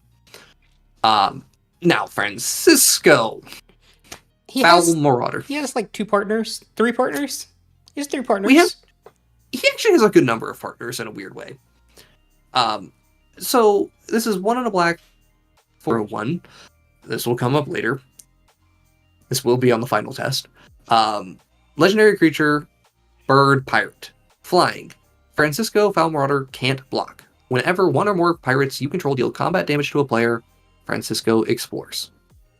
And we know what Explore does from here. There's actually just not that many mono black pirates to begin with. Like, it's surprisingly few. So, as Matt was alluding to, there's a couple of partners that you want to pair with Francisco because they make you 2 color combinations for pirates. Right? You also can pair this with, like, Jeskai, or not Jeskai. You can pair this with, like, Crom to get yourself back to Grixis Pirates. That's if you lean heavy into the pirate synergies. I don't think Francisco needs to lean heavy into the pirate synergies, because one of the big things about partners that's really advantageous is you now have a partner that, particularly with Francisco, a 2-mana partner in black that can come down and enable other cards. So you're talking about things that care about your commander, like your Fierce Guardianships and all these other great spells. And sacrifice effects, because I don't care if Francisco dies. Yeah. That's. Do we want to play mono black Tevish slot that draws me 3 cards for 2 mana? I heard that's a pretty good rate. That's honestly not a terrible rate. Now, there is one other 2-mana black partner, which is worth mentioning, because Miara Thorn of the Glade is, we have her rated as a 2. She's just a 2-mana 1/2, or another elf you control dies, you may pay 1 and gain a life. If you do, you draw a card. I think Francisco's a pay little bit better than that. I think just a tiny bit better. Because, like, she's a 1/2, which is relevant, whereas he's a 0/1 that literally can't block. But he has evasion and potentially draws you cards. And you put Malcolm in the command zone, and then it goes ham. Yeah. Or you just give him 1 more power, and he just does something. It's, like, the 0 power is a negative, but it is not, like, a true detriment. That said, I don't think this is a particularly strong commander. I'm thinking, like, 2, 3. Yeah. Feels like a 2. I understand that anything you pair it with, it just gets better, but yeah, like, feels like a 2. The support's kind of weak. Doesn't have a ton of flexibility either. Yeah, I can't think of much else I would want to say about Francisco. Like, I must mention this. Like, that's pretty much all he's got going for him.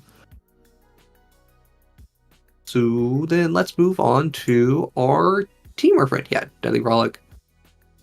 Cauldron Brew. Oh, there they are. You put blue first. Okay. I was wondering, like, because I was looking for Chris Pratt. I mean Mario. Oh. I mean Garfield. Mm-hmm. Yeah, I didn't put it as Owen, Grady, and Blue. I put it as Blue and Owen because I always put alphabetical order based on the first one that has to be partnered with it. Okay. So, Blue, Loyal Raptor, and Owen, Grady, Garfield, Raptor Trainer. He's playing Garfield, man. He literally is in everything now. So, this is a slightly different version. These two have to be partnered with each other, so we don't have to grade them in isolation. Sure. Start with Blue. 4 mana, 5/4, legendary creature dinosaur, partners with Owen Grady, Raptor Trainer. For each kind of permanent on Blue, each other dinosaur you control enters the battlefield with a counter of that kind on it. And Owen is a 3 mana in Gruul, 3/2, legendary creature, human soldier, scientist, partners with Blue. Put your choice of a menace, trample, reach, or haste counter on target dinosaur. Activate only as a sorcery. Okay. So, baseline 7. Yeah, baseline 7 feels about right, and honestly, probably the correct rating. We'll get more into it, but so here's the cool thing on this, right? We're in teamer colors, means we're in a great color combination for doing big stompy dinosaur things. That's all great. I actually think the cresting monster sword is a huge benefit for this color combination. But the particular thing I want to talk about, which is a thing that a lot of people probably won't do because it tells you to play something other than dinosaurs in your deck, and people, when you say, I like to put a creature type in my deck, they refuse to put anything of a different creature type in their deck. So if you have 1 mana acceleration with Owen, right? Yep. Owen comes down turn 2. Turn 3, Blue comes down. You can give Blue haste. Turn 4, you give menace or trample to Blue again, and the next dinosaur you play coming down on turn 4 has now haste and whatever keyword you feel is necessary. This just stomps real good. Like, that package alone is very, very good. Yep. Because cannot emphasize enough that Blue being a 5/4, like an above curve creature, is real good. It's just good. Like, it's just good, people. Like, it's just good, and it just gets better as you put more counters on it, because you only need to put like 1/1 counters and things like that. Obviously, it's also this weird downside where if somebody puts like a -1/- counter on Blue, it now forces you to put -1/- counters onto your dinosaurs. But who cares? I don't care if they enter in with haste, trample, and menace. Yeah, putting this at a 7 feels pretty good to me. I actually don't think it goes into the 8 category. because I could actually see an argument for being 6 over time. I'll have to see how I feel about it. But putting them together at about a 7 feels about right. And man, did we do a good bell curve. Look at that! Look at that! It looks so good! What do you know? Team of Dinosaurs, yeah. Team of Dinosaurs are good. It's just stompy good stuff. I think if anything, the weakness to it is just stompy and it's very linear. Adding blue does not change much from it being a linear deck. All right. That's what I got, man. That's all I got. Matters, but how many went plus one Kaz? They only enter with 1. Yes, it doesn't matter how many. Right? It's, if I remember correctly, yeah, for each kind, they enter with a counter of that kind on it. There is a way to put a +2/+2 counter on blue. Is there a way? I don't think there is. But... I thought anything that was +1 or +2/+2 got errata to +1/+1. Now there is ways to do things like get a maybe a minus -0, -1, or a +1/+2 counter. Yeah, there's +1/+2. There's +0/+1 counters. Yeah, there's stuff like that, which are really weird and janky ways to go about it. But that's the sort of thing that some people really like. Most notably, I think they can't go above a 7 because you lose out on white, which is actually kind of big for dinosaurs in particular. Yeah, and I think Pantalaza, like, the thing that seriously, such a huge advantage for Owen and Blue is the 3 to 4 curve. Yep. Like, being able to go 3 to 4 into your 5, because the powerful dinosaurs really start hitting at 5.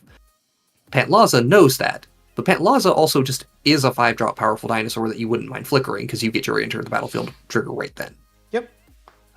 Immediate value, very good value. Better value than what you're getting out of Owen and Blue. Yeah, I'm pretty happy with this list overall. I don't think... I can't immediately think of anything where I'm like looking at what else it's compared to that I'd be immediately like, yeah, let's change that. Like, I think there's maybe an argument for Aragorn being up in the 6. If we put him up in a 6, it makes our bell curve look prettier. It does make it look prettier, but also like I have other things I would maybe potentially change. Like Clavanello maybe goes up to being a 6 as well, but I don't think it should. I don't think for the time being. I don't think any of our gods are moving. I'm pretty happy with them. The mono blue 1 and 6 maybe should be a 5, but I still think this is fine. So, there's even an argument that the 5-mana vampire maybe should be a 7 because the value is just really good, but still, I'm fine with this. So I think more powerful dinosaurs like Neswall. Yeah, and it's true. If it comes out later, it comes out later though, which would change the rating later. But for now, what we have, it's what we have. My other thing is like Naya tends to be a lot more on the cheating mana cost side than Teamer does. So yeah, I mean, at the very minimum, one of the things about Naya is Naya just also gets other big things, which Blue doesn't. Yep. Blue tends to not have very many good big creatures. It's got like, when we looked at the blue dinosaurs, for example, we pointed out 2 blue dinosaurs and then stopped. Where if we talk about white dinosaurs, well, they're not a ton of great mono white dinosaurs. There's a lot of good green, white, and red white dinosaurs. Yeah. So, a lot of good green, white, and red white dinosaurs. Yeah. So, I think this is pretty good. Matt, do you got like a print screen or something for this? I do. It's called Save and Download. Ah, look at that. Professionals. Mm-hmm. Save that. We're going to post it into our chat. For those of you who are unaware that we have a public Discord, anybody's free and welcome to join. We just hang out. We talk about things, all things Magic related, and sometimes some other stuff because you will not stop my memes. The memes cannot be contained.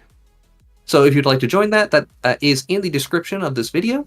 It's, again, completely open to everyone. We'll be posting this screenshot and the work on the Zur Scale. We're going to be putting that into our Zur Scale chat. If anybody has any thoughts on the Zur Scale and they would like to comment on it, of course, you can go and chat there. Show us more what you'd like. Reminder, the full Zur Scale is available to the public. Just in the description of this video, it is a Google Doc. So we did the we didn't show you the actual like list of the Zur Scale. Look, actually, Matt, can you show them the actual Zur Scale for a second?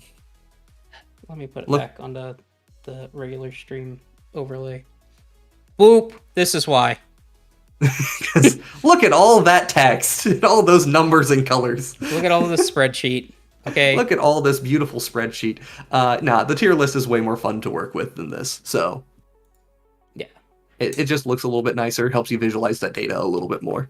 So, but if you'd like to look through the whole thing, take a look and see what everything's going on. Eventually, one day we'll probably end up making our own like tier list of all of this stuff, but that would take forever. So we'll find out one day. But eventually trademark. With that, Matt, do you have anything else you'd like to say, or is there anything more we got to do? I think we're good. We'll stream again eventually. Eventually, we do have a little more on here that needs to be done.